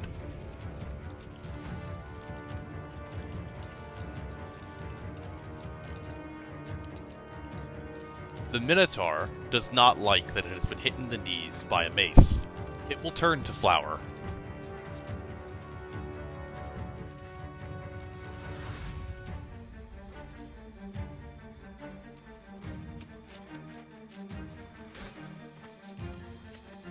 And it will bring its massive great axe to bear, swinging twice.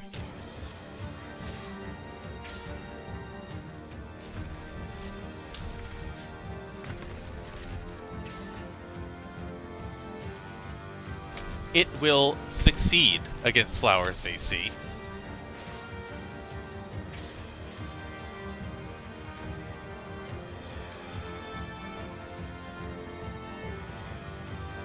It's an axe.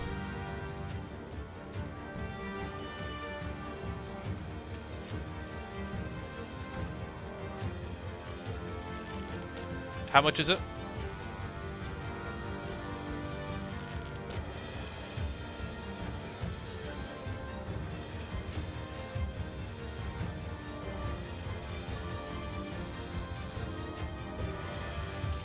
Flower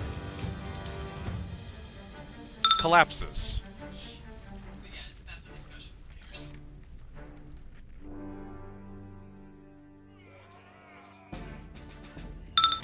for later. Luthwen.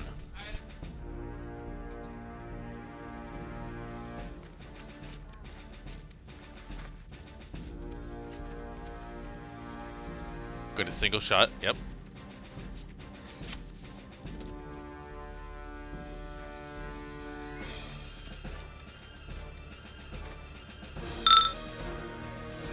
I believe she's using Slayer.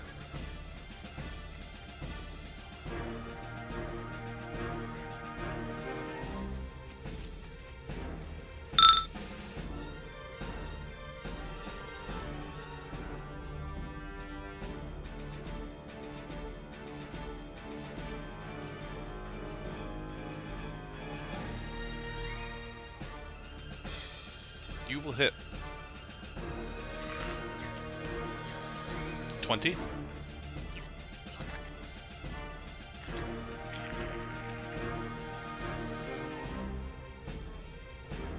So, which one is this, sorry?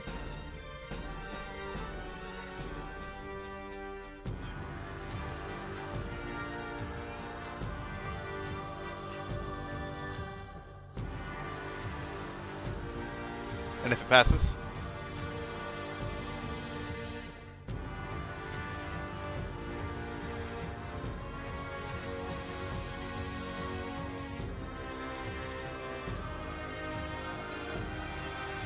Your arrow flies, pierces the thing right in the chest, and its back explodes.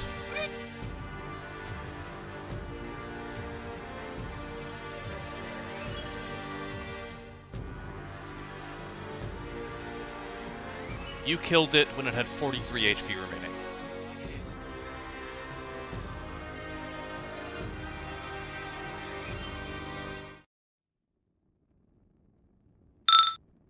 No.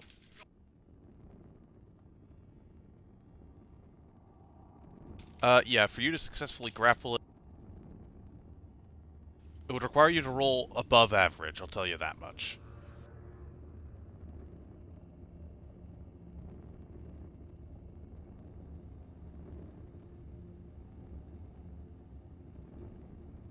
They are not side passages, they're pillars. Nothing. It's an antechamber for the next room. It's a dead Minotaur.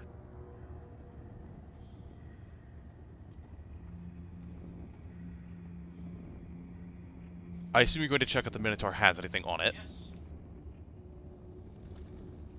But first, at the top of the stairs, after you've defeated this Minotaur, a wide hall stretches for 30 feet before ending in a door. Two alcoves on both sides of the hall hold torches that burn with white light. Each torch illuminates a pedestal, on each of which rests a battered and broken steel helm. Is someone going to take the horn he blew on, by the way? Go ahead and identify it if you so desire.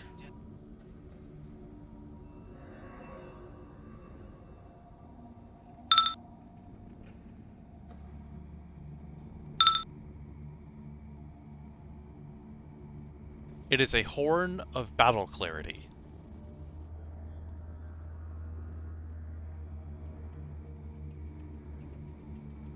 Yes, but it also makes it so all creatures within 60 feet are no longer considered flat-footed.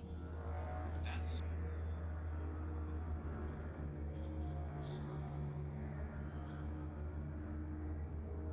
It fighting. it just rallies creatures to battle. Yeah.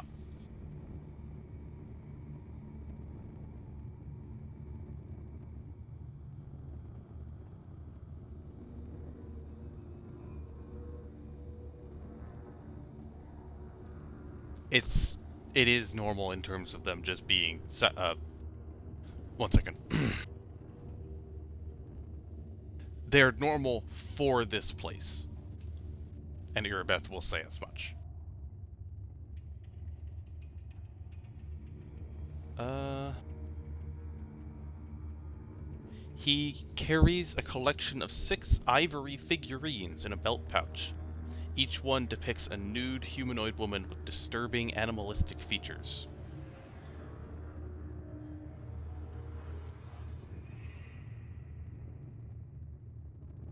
Yeah.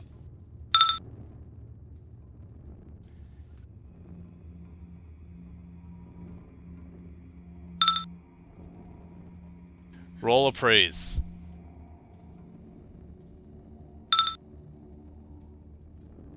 Each of these little figurines you could probably sell for about 45 gold. And there's 6 of them.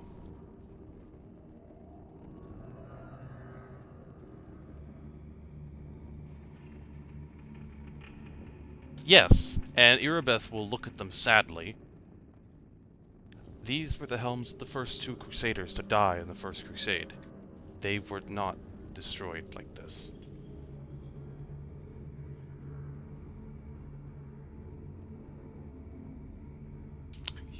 Looking at it, you know that for magic you'd need a make whole spell.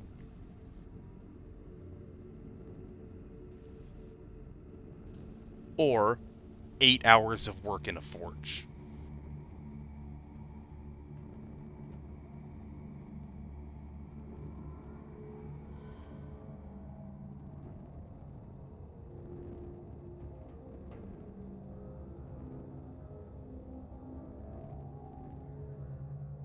Sure.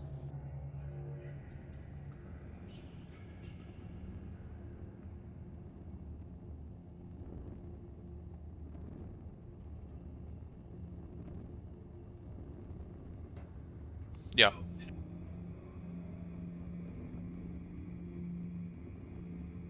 In other words, Tazrak take it, because clerics have access to all their spell list. 2 battered helmets, yep.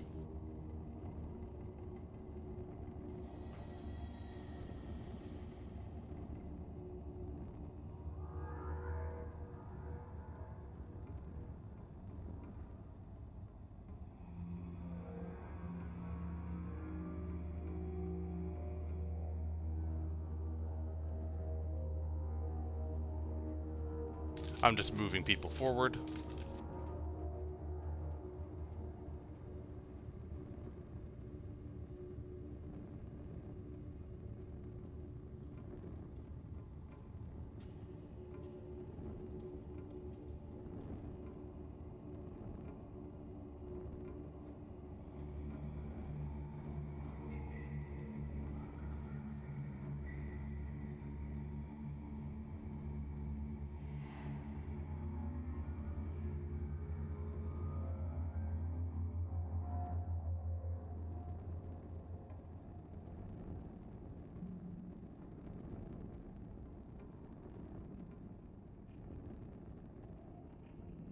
Not here, anyway.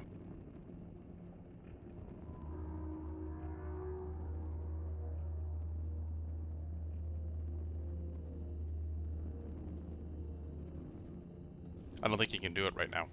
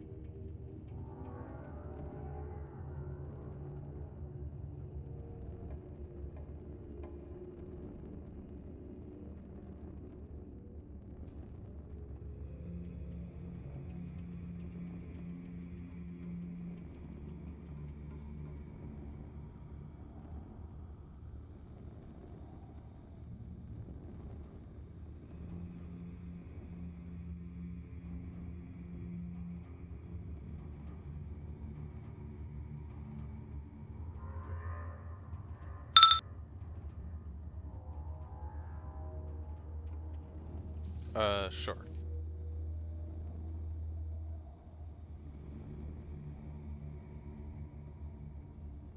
Yeah, Nanor has the campaign macro. I can copy one over if you like.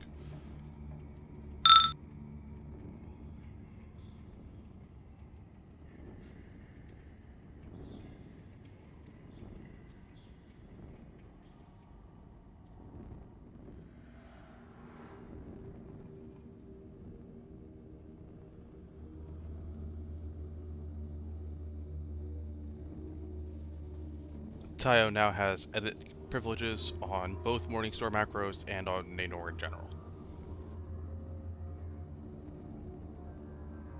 She.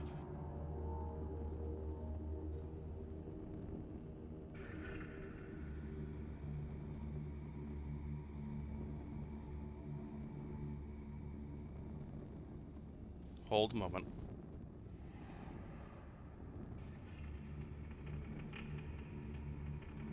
Let me know, Tayo.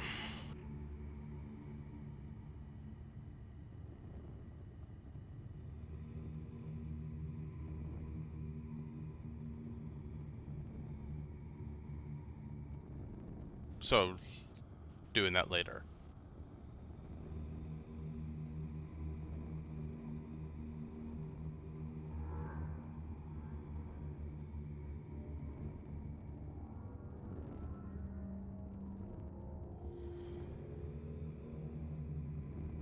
Okay. Can I take away edit now, Tayo?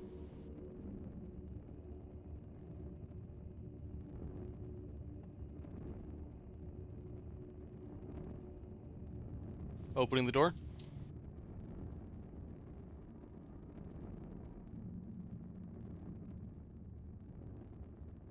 Just a moment.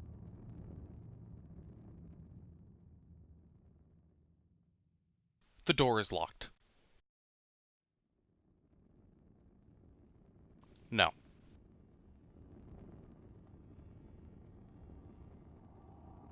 You can break down the door or you can pick the lock.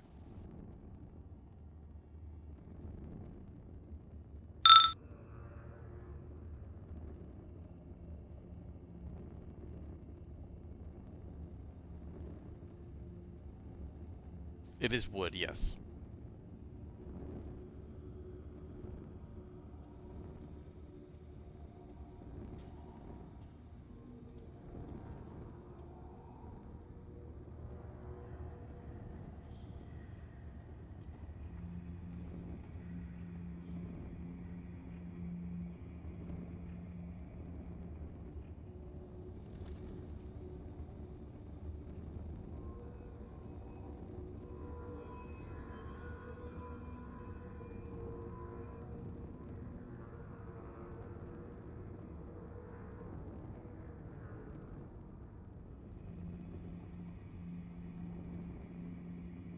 Yeah, they're the exact same right now.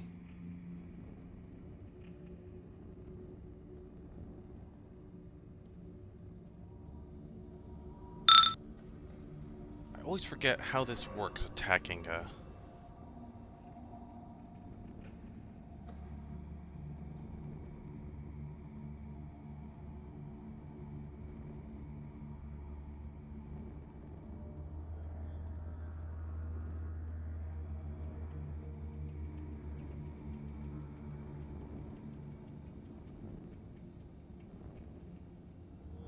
Keep whacking. Though actually, you don't need a roll, since it can bypass the hardness.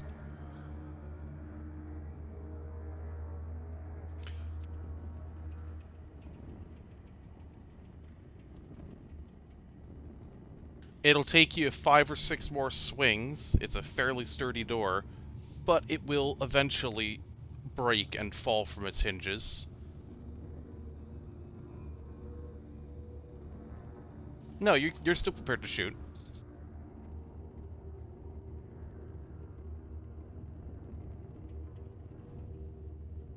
And immediately beyond...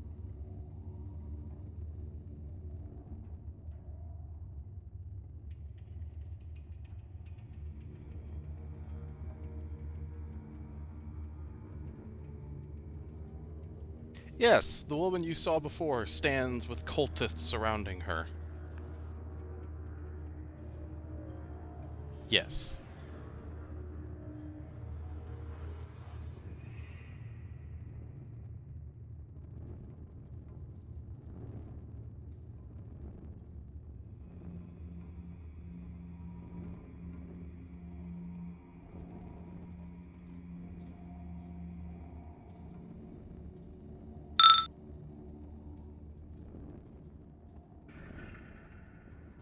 Uh-huh.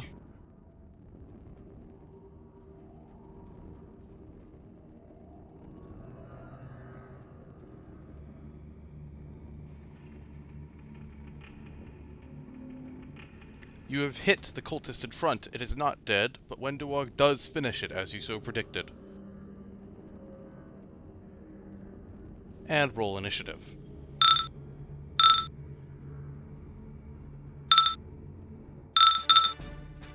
As a reminder, Ermengarde carries the Rod of Cancellation.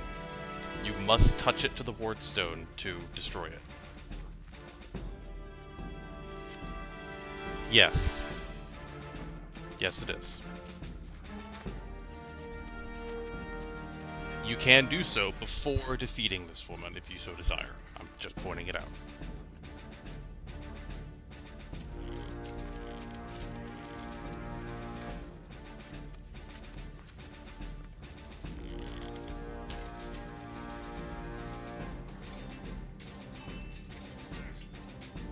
The horn? I don't know if anyone is.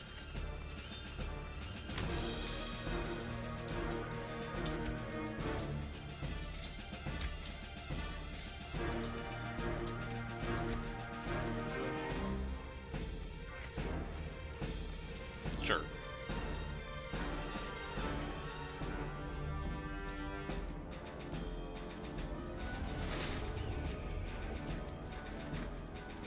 Lots of low rollers.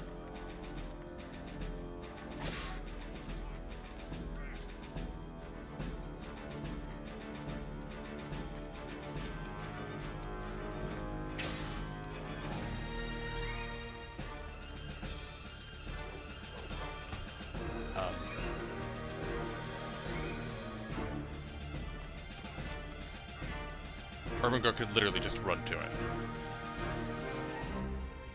Speaking of, Ermengarde.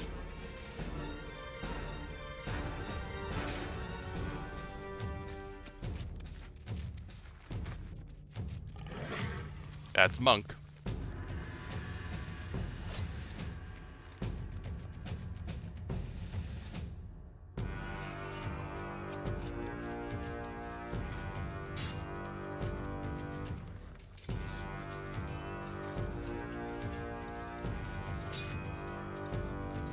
I will need you to roll a touch attack.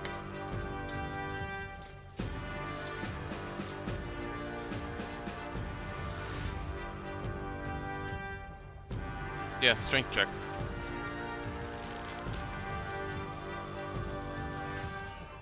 I mean, we do have a button for it, but okay. Yeah, it's at the top of the campaign tab.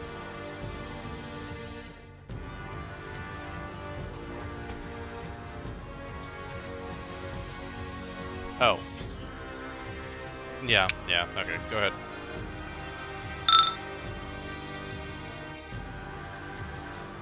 You have hit, yes. The Wardstone gets a save to resist being drained of all magical properties. It is not drained of all magical properties. You'll have to try again.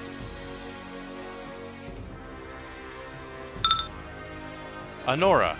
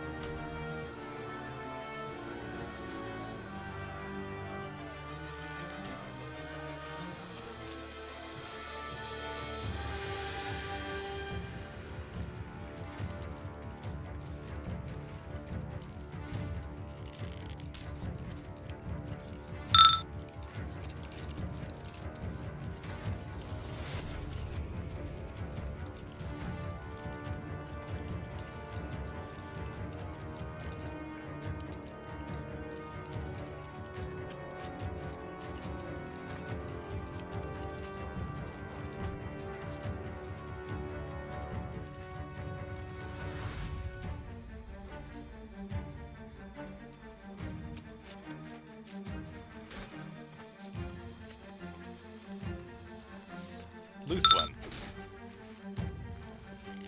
Do you attack the cultists or the woman in the middle?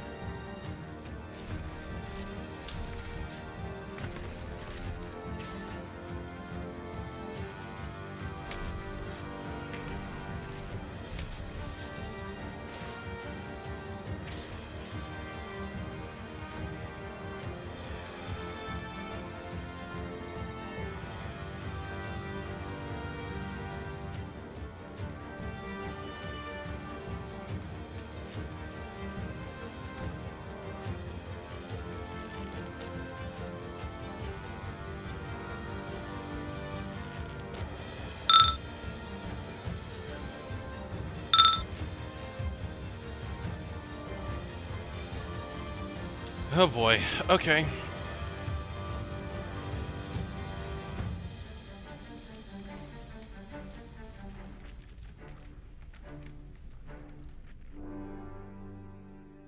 You almost didn't confirm. The first one misses.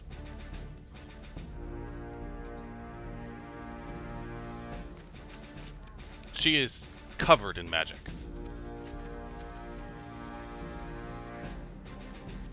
Yeah, let's see.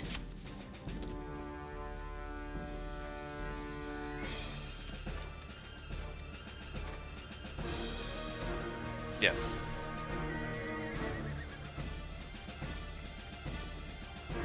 Your arrow strikes home in her shoulder, and she grimaces, but it doesn't seem to have even hurt her very much.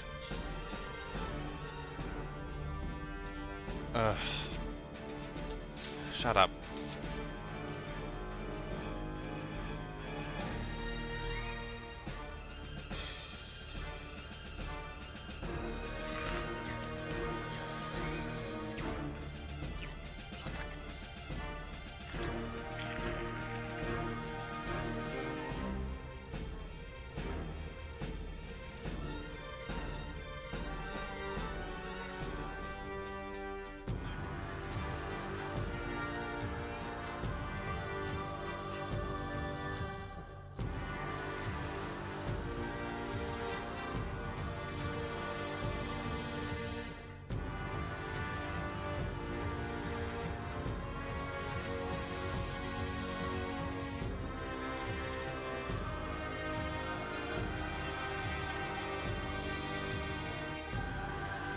Okay.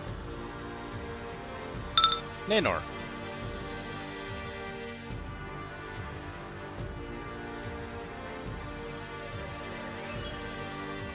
Okay. Lortan?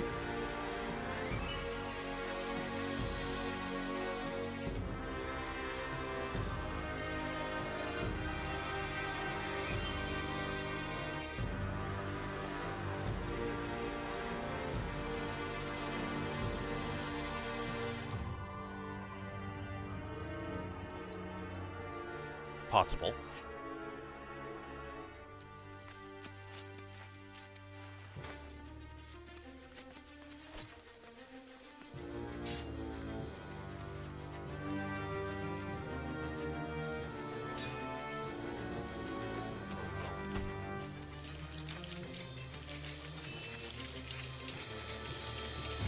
They have resisted.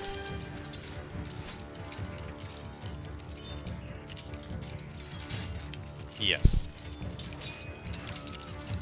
It was. Let's make sure to cast the spell.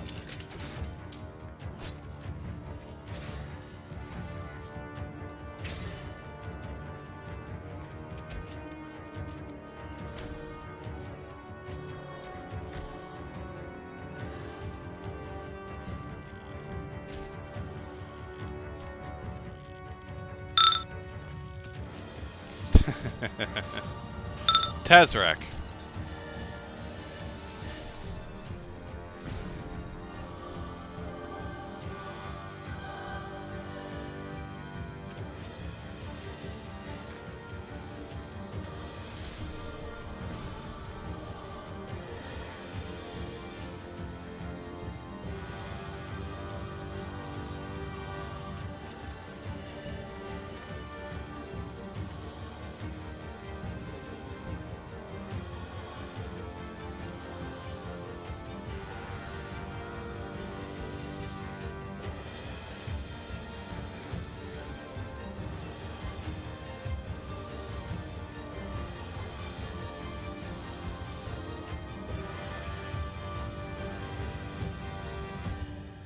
Try it now that you're in the room.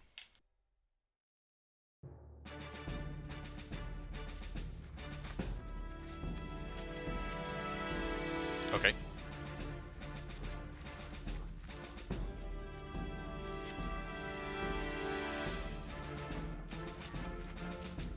Yeah, Honor is gonna get hit.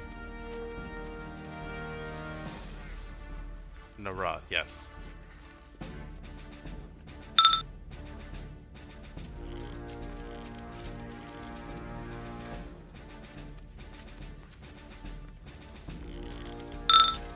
Cultist 19 dies. Honora, you take 8 damage.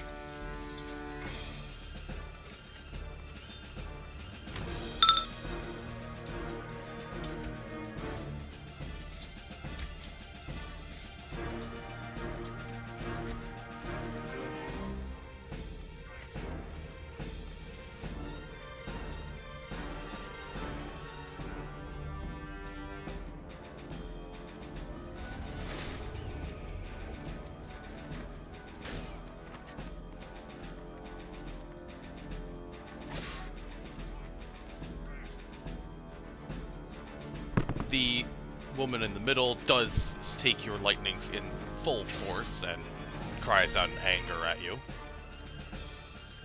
Cultist 20 will turn to where Ermengarde is trying to poke the wardstone and run to stab her.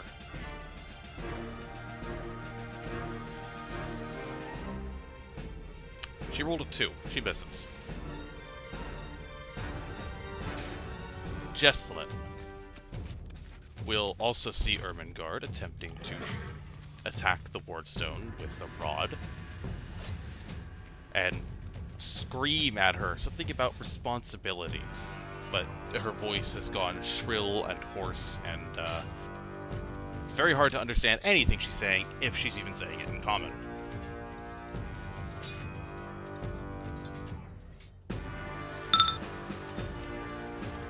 No, she's not speaking a different language. She's just incomprehensible. She is super pissed.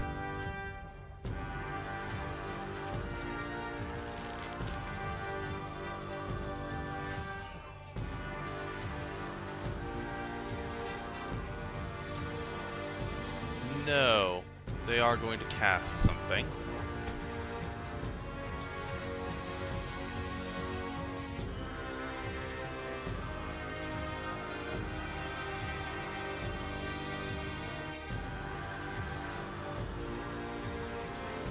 No, she is going to cast a spell on herself. If anyone has Knowledge Arcana, roll Knowledge Arcana.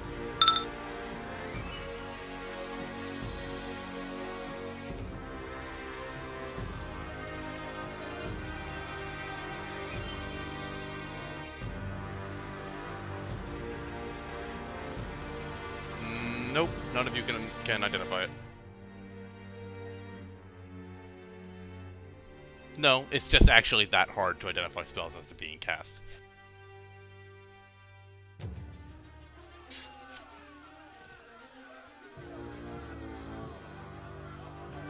She has cast something on herself, and she will move to be ready to slash at Ermengarde with her scythe, but cannot do so right now. Ermengarde, do you continue to poke the wardstone, or do you turn to your friends? Yes. Yes. Irabeth and Wendwog. Wendwog will move into the room and fire at Cultist 20.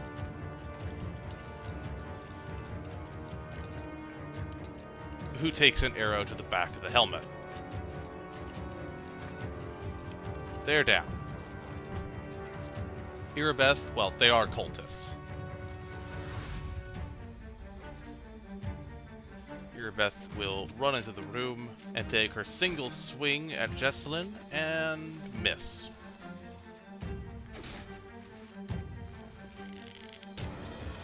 Her sword seems to have been deflected by an unseen force.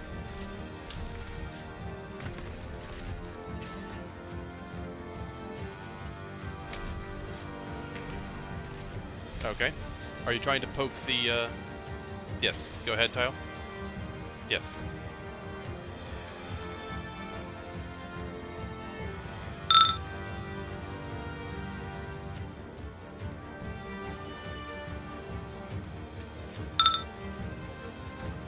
Oh, targeting you. That's the difference. Okay. Add +4. Okay. What does it require? Yes, she casts Divine Favor on herself.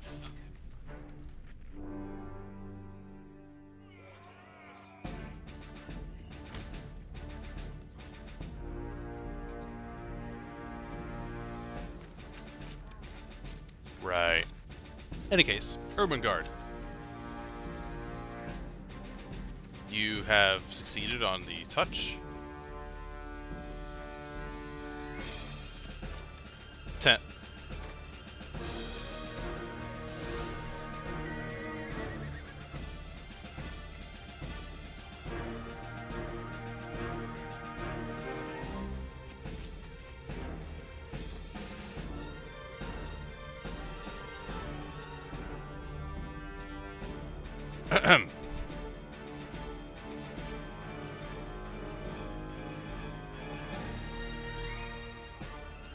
You touch the rod to the wardstone,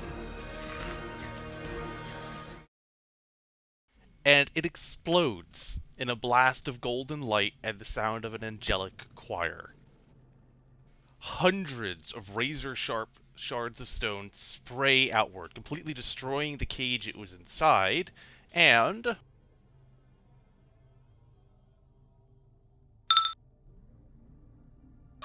obliterating Jesslyn, but miraculously avoiding all of you.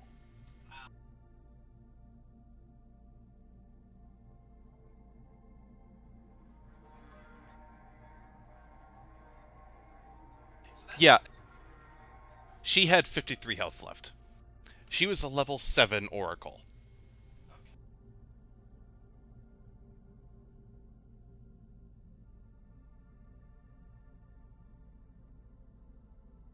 You do, but hold a moment. Nobody do anything.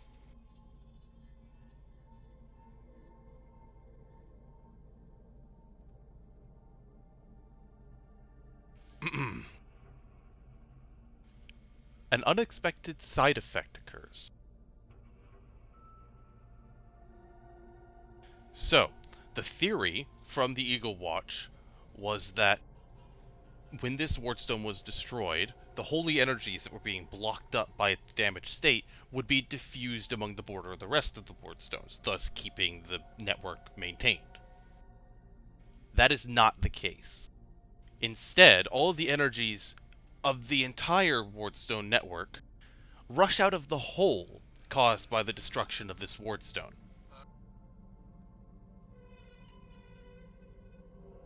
The energy of all of these artifacts draining at once rushes into you, but not Irabeth or Wendwog. So yes, you reach level 5, but, one moment,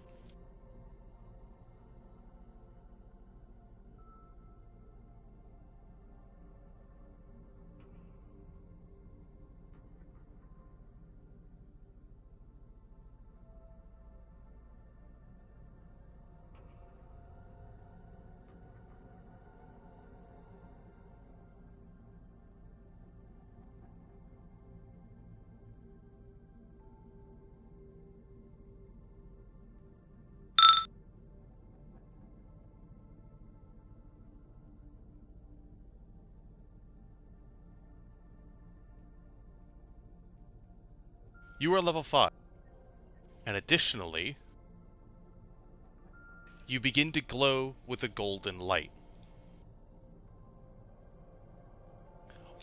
All of your debilitating conditions and wounds are immediately healed. You are all restored to full health immediately. All expended spells are instantly restored, and all limited use per day abilities recharge. Go ahead and hit your new day icons as appropriate. If any of you had happened to die, you would be true resurrected right now. But you are automatically stunned. Your senses are dazed, you're covered with light, and your vision is going hazy.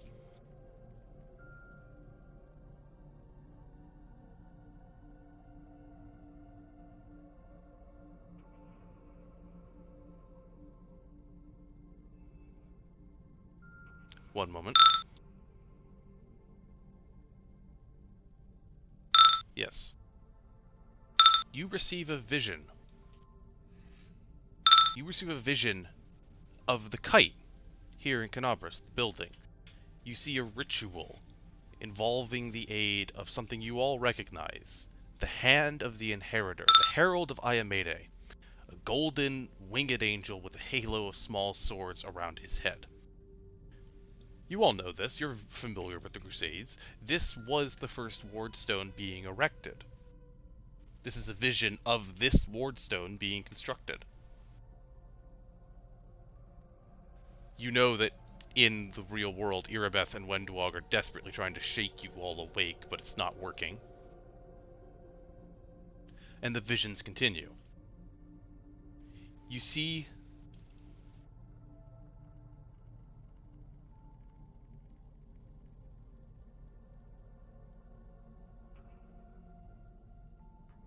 just one moment, we have an interruption.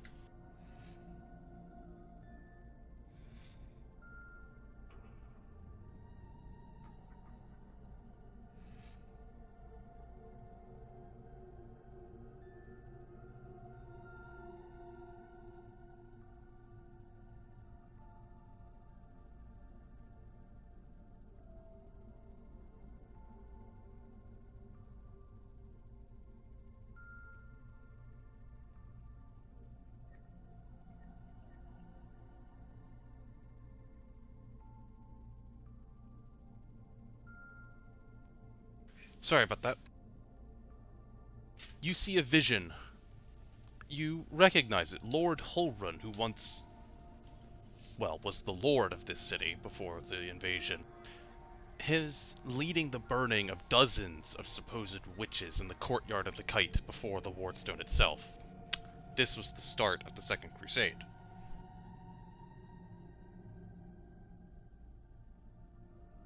Further, a vision of Karamzadeh himself, great wings beating against the sky, leading an attack on Canobras.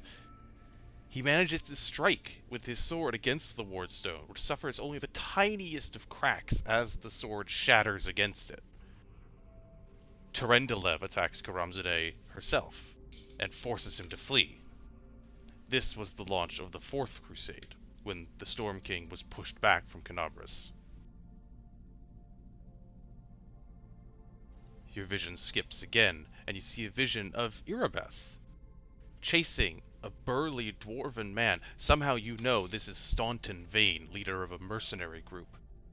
She chases him into the courtyard containing the Wardstone, and both paladins are heavily wounded.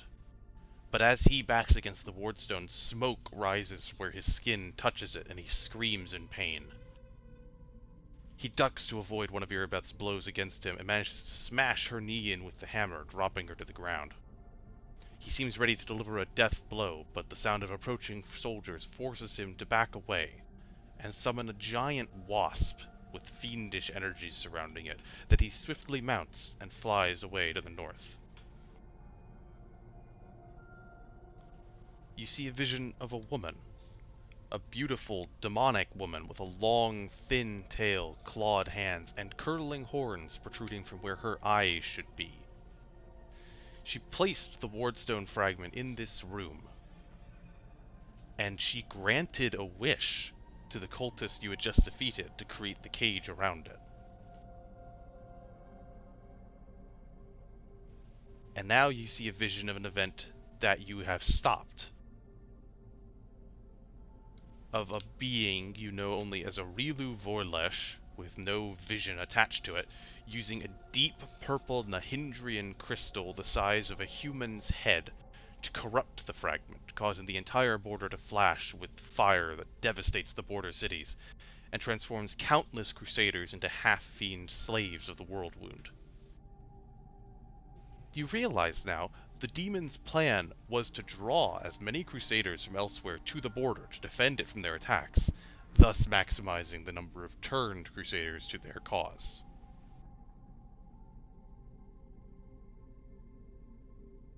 Abruptly, you are no longer stunned, and Arilu Vorlesh appears before you as a projected image in the room. It is a demonic woman with bat-like wings, a horned brow, and glowing red eyes. She regards you, as you take a moment to try and catch your breath, with a smoldering, furious expression. This only delays your kind's extinction, but at least I can take steps to hasten your own. Irabeth, who has ceased trying to wake you now that you seem at least partially aware again, attempts to charge the image of the witch, but she waves her hand and Irabeth suddenly stops dead in her tracks, grasping at her throat as she suffocates. But she seems frustrated, and for a moment you realize that wasn't just some long-range suffocation spell on Irabeth alone, that was mass suffocation. That doesn't seem to be affecting you. The death throes of your Wardstone seem to be protecting you from my magic. No matter. They cannot protect you from my slaves. The image of Aurelius spreads her arms wide, and a rift tears open in reality. Stumbling into the room out of the rift into the abyss, as Irabeth stumbles aside, clutching at her throat, 6 babaus. And beyond them, you see even greater demons, preparing to enter Vrox, Glabrezus, even a Merilith, when suddenly, the energy that had so blinded you and given you visions pulses back out. You're no longer stunned. Irabeth and Wendwag as well cease suffocating and drop to the ground unconscious, and the rift is slammed shut. You see the image of Aurelu scream in pain, her wings shredding, her arms visibly breaking. And an instant later, her image vanishes. And you are no longer stunned.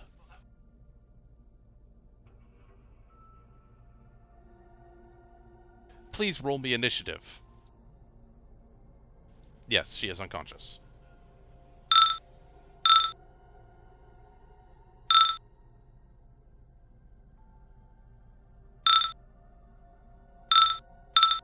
So, you're level 5, as you already know, but there's more to it than that.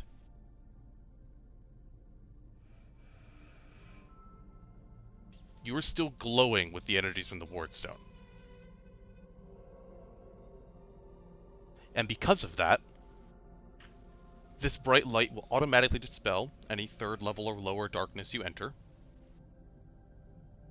Your attacks are all treated as good for the purposes of overcoming damage reduction, and automatically deal plus 2d6 points of damage against evil creatures.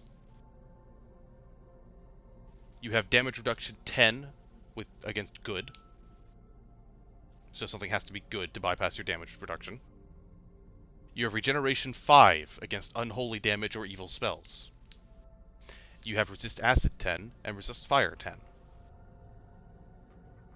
And once per round, as an immediate action, a PC can roll 1d12 and add the result to any d20 roll you just made.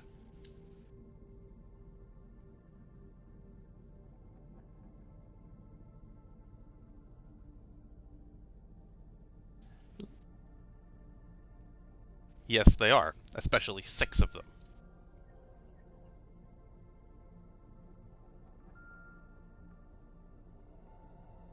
You basically always have a holy enchantment. You deal 2d6 extra damage against evil creatures.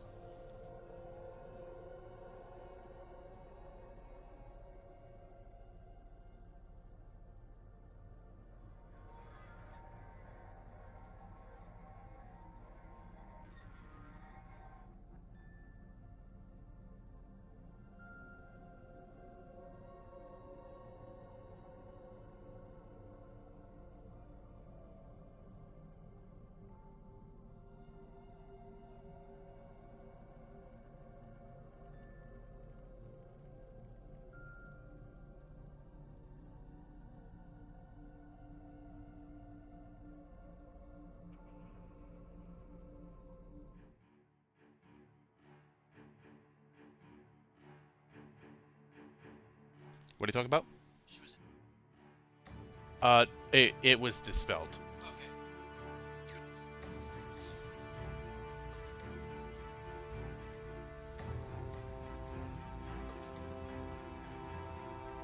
The Babaos get to go first.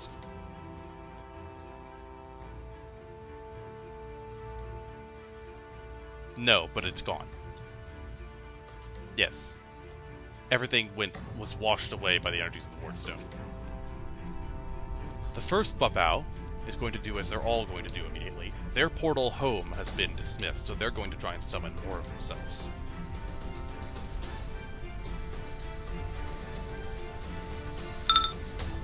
He does not succeed. The next will do the same. He does succeed. And he will summon an additional Babao.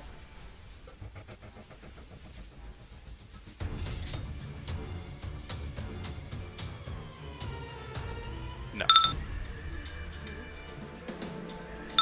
Arnora.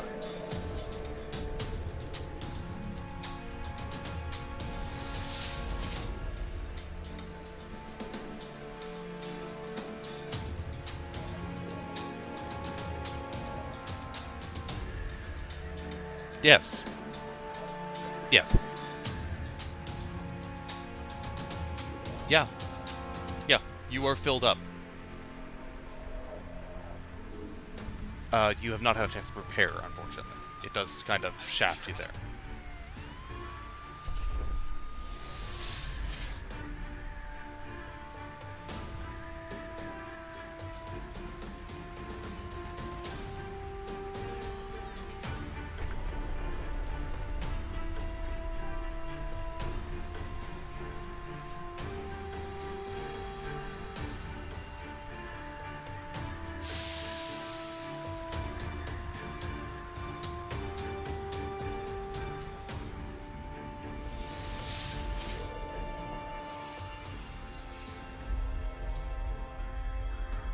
Oh, I'm sorry.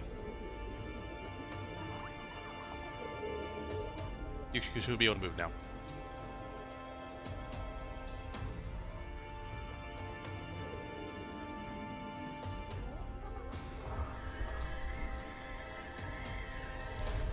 Cast a spell. I assume it's just a large person.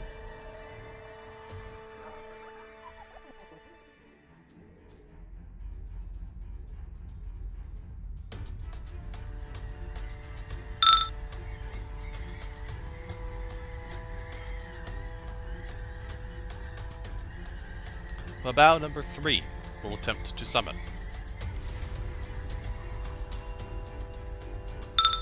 It succeeds. It does. Would you like to punch the Babao? Ah, yep. Yep, you have not acted yet.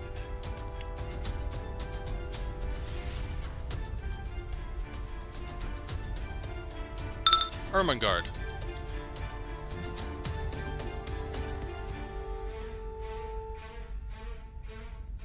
Sure.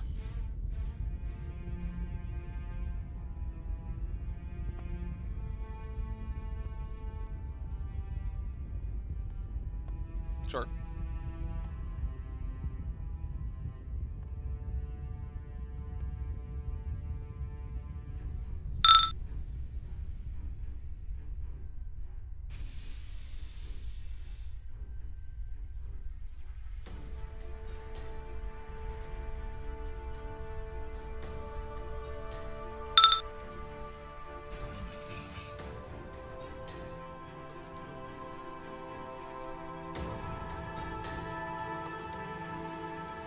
Yes.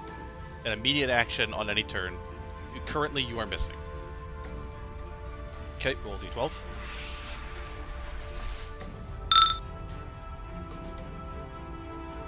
Are they?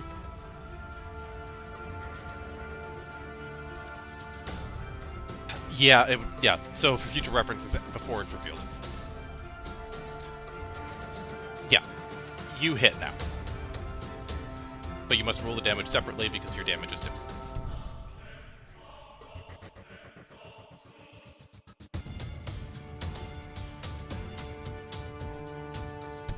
You also deal 2d6 damage for them being evil.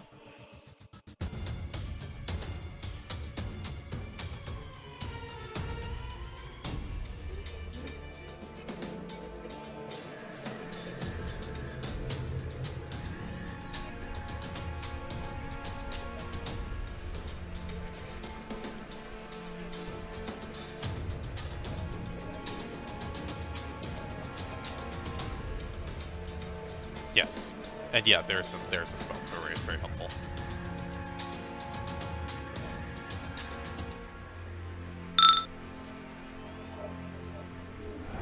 Okay. You punch the Babao in the face. You are bigger than it. It's not used to that. Not from humans, anyway. But it still stands.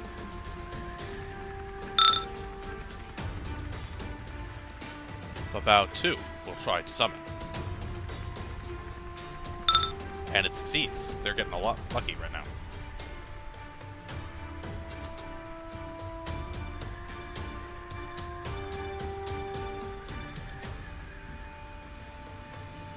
Well.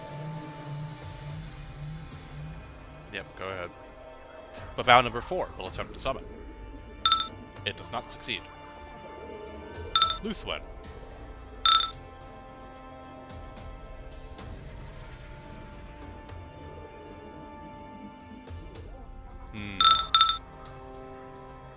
She has spells now.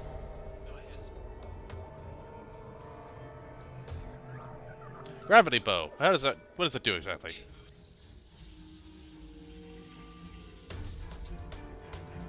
All right. I assume you can't do that in fire. All right. Naynor does have the buffs affecting you right now. Yes. Naynor is also leveled up.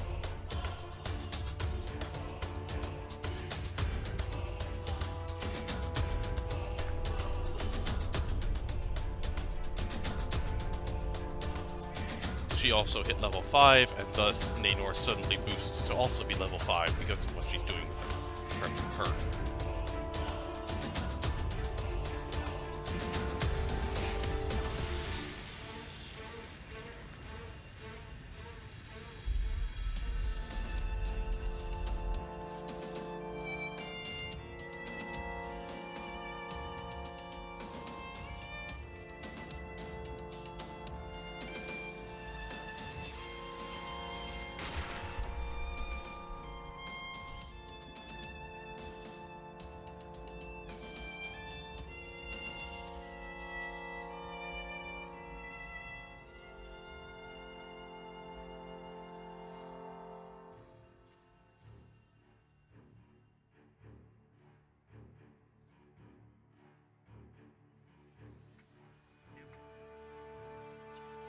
Sure.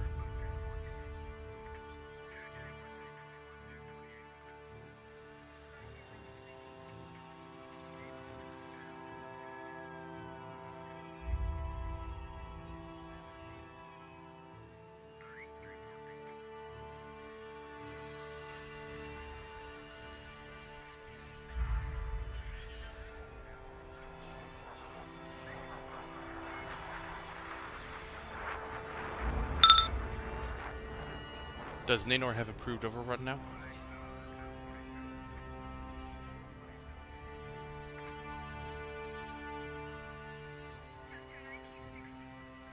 It will not try to avoid you?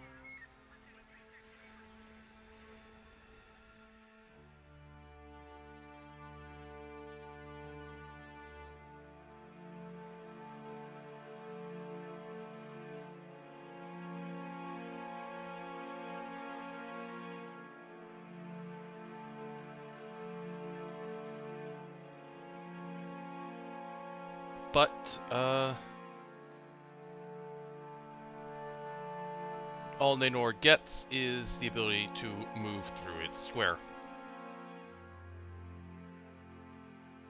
Did not succeed by enough to trip.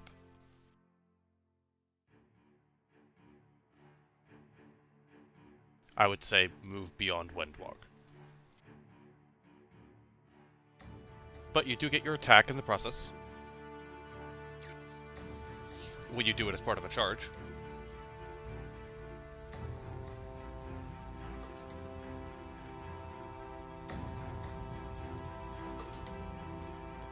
But what's up? It doesn't?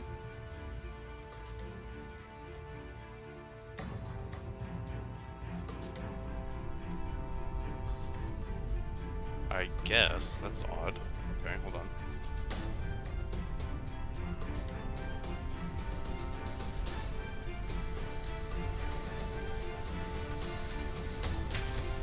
Leave Naynor alone for just a moment.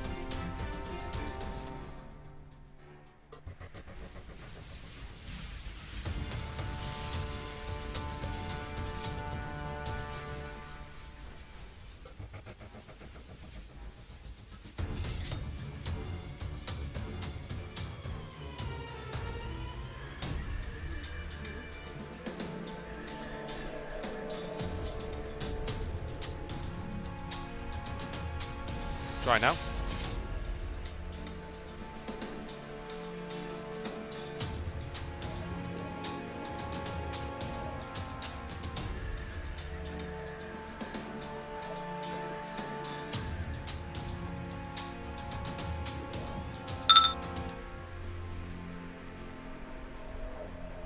I know what it is, don't worry about it. Roll another 2d6 for me? Though actually, no, don't bother. You missed. He does, go ahead. She. I shouldn't have said anything. Because it's supposed to not know, but you'd have known anyway. That's not what you roll anyway. 1d12 to add to the thing. Is that not what you were talking about? That will let you hit. So they take 11, because you already rolled a 2d6. 11 damage to that bow. No.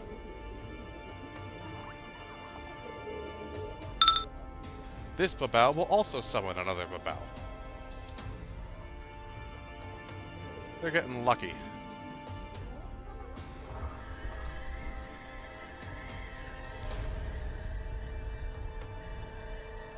Lortan.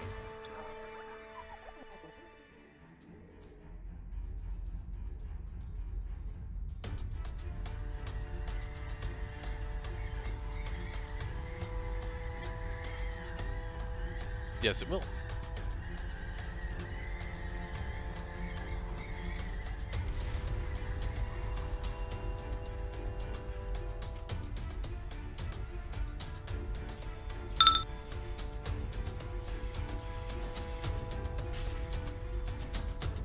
Yeah, you get nothing, sorry.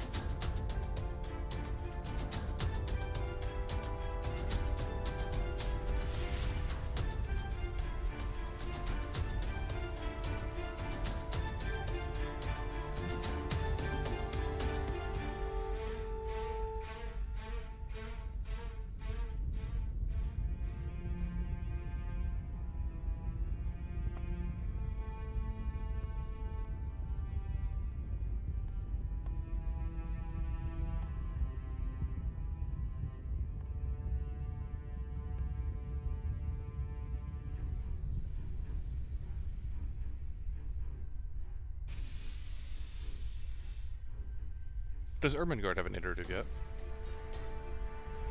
Right.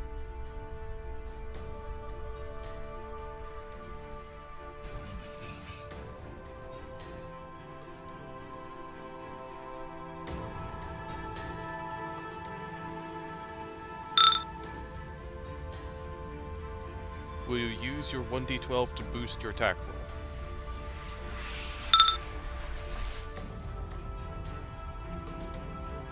Yep.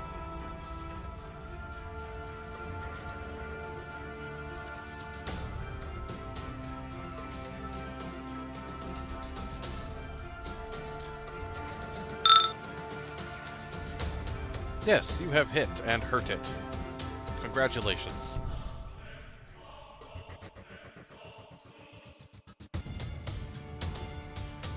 Yes, apologies for that.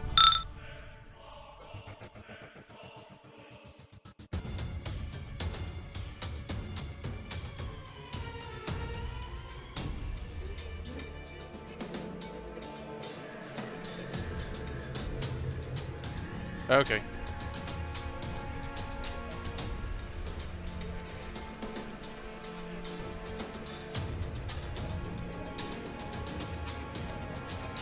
You might as well finish the round. How urgent are you, Todd? Because I could give you a bit of send-off information.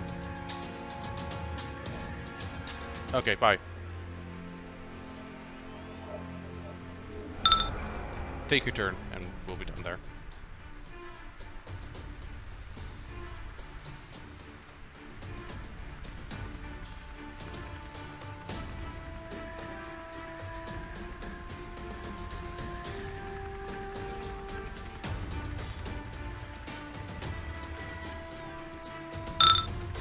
They have resistance to stuff.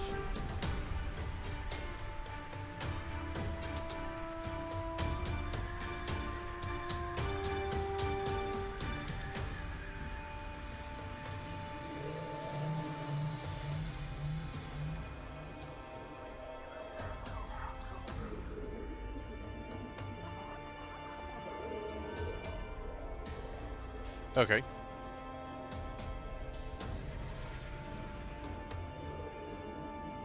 Yes, it will. I need you to roll, I need you to roll 9 2d6s separately.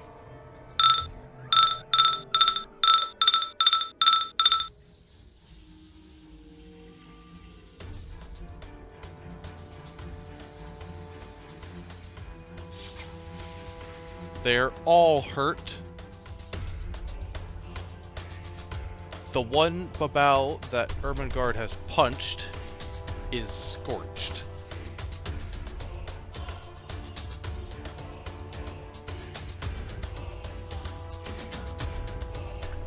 Not when you're adding 2d6s on top of them and they're taking some penalties you don't know about.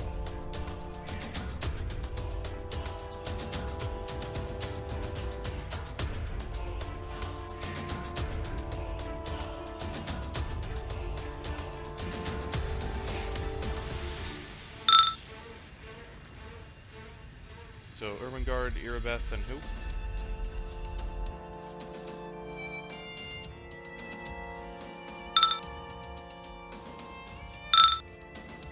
No, sorry. You don't take 15. You take 5.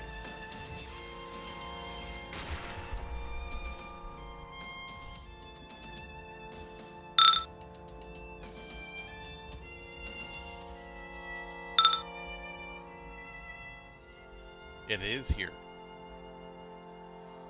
Yeah.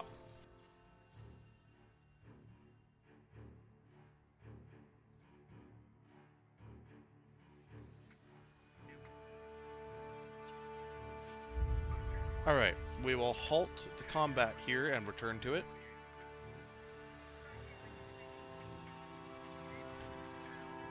That's not.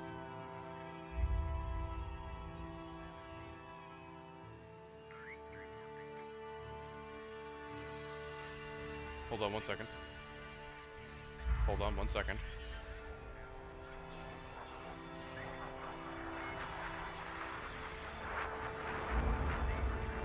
Right, so.